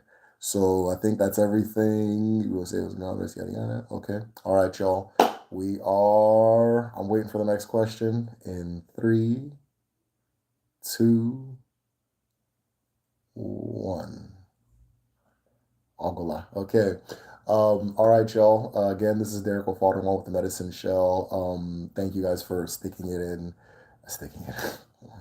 Thank you guys for sticking it out this long and being a part of this conversation, asking the questions you did. Um, it's always, I like the fact that I see so many familiar faces. So thank you guys for being a part of this for as long as you guys have. This is insane. Like I don't know, it's something. Sometimes I think about it like I've known this person for like 4 years now, that kind of thing. And I also like that you guys know each other, right?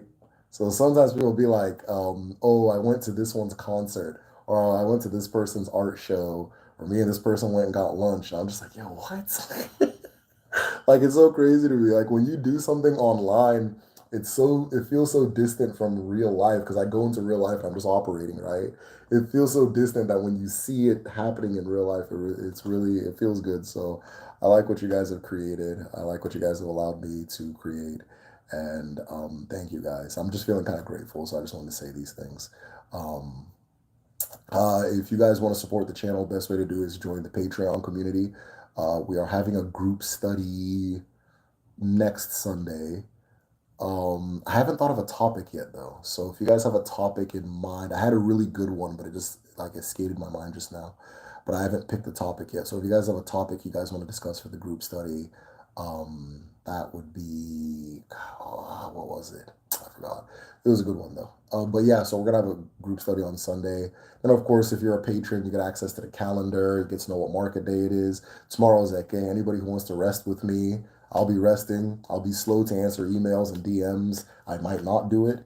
Um, uh, and thank you everybody for being understanding as far as that goes. I need to not look at screens for a day or so, and so forth. So that's that. I don't even know what I was saying. I need to sleep so bad.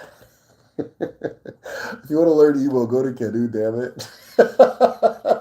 I have an Igbo language school called www.kedu.me. We have a really, really awesome team and a super unique ancestral based approach towards teaching the language. Those of you who are signed up for Kedu, if your coach calls, pick up the phone. Pick up the pick up the phone. It's just conversation. It's just, and I'm telling you, if you do this, if you do the coaching consistently for a month, you will be able to have a conversation in the Igbo language. That is, so yeah, if your coach calls, pick up the phone. This quarter, everybody's doing a better job than like the path. Oh, sorry. The first quarter was phenomenal. Everybody was picking up. Then as the people started doing that thing where like, oh, I didn't pick up the last time. Now I feel guilty, so I'm not going to pick up the next time. And I know what it is. Look, bygones, bygones. Start picking up the damn phone again, right? So, but yeah, so students get a coach. This is somebody who's in Nigeria who you talk to on the phone and get to learn Igbo by using it in real time. And then, of course, we have a class. The WhatsApp group this quarter is lit. People are posting mushrooms, and I was like, man, I don't know. I'm saying too much, man. So I've been really impressed by the WhatsApp group this time. I think there was one quarter we didn't get to have a WhatsApp group, so sorry we missed out on that. But the WhatsApp groups are always really interesting because it's always interesting to see like the chi of each group, right? Like how each group just what it is, what that organism ends up being. And so this particular group is very interesting. Like I said, people posting mushrooms and recipes, and I'm just there like. Anyways, yeah, man, join Kedu. I'm gonna go to sleep. So as always, uno gade, uno geto, Oh, if you want to sign up for Kedu for like the winter, I still have the old dates on the website. Don't worry, we'll put you on the new date. Just ignore the dates. So, yeah. Unu ga-adị, unu ga-eto, nke ọbụla n'otiri aka ọ ga-adị n'ụwa, ga-adị otu a n'eke, n'orie, n'afọ, na nkwọ. Ise.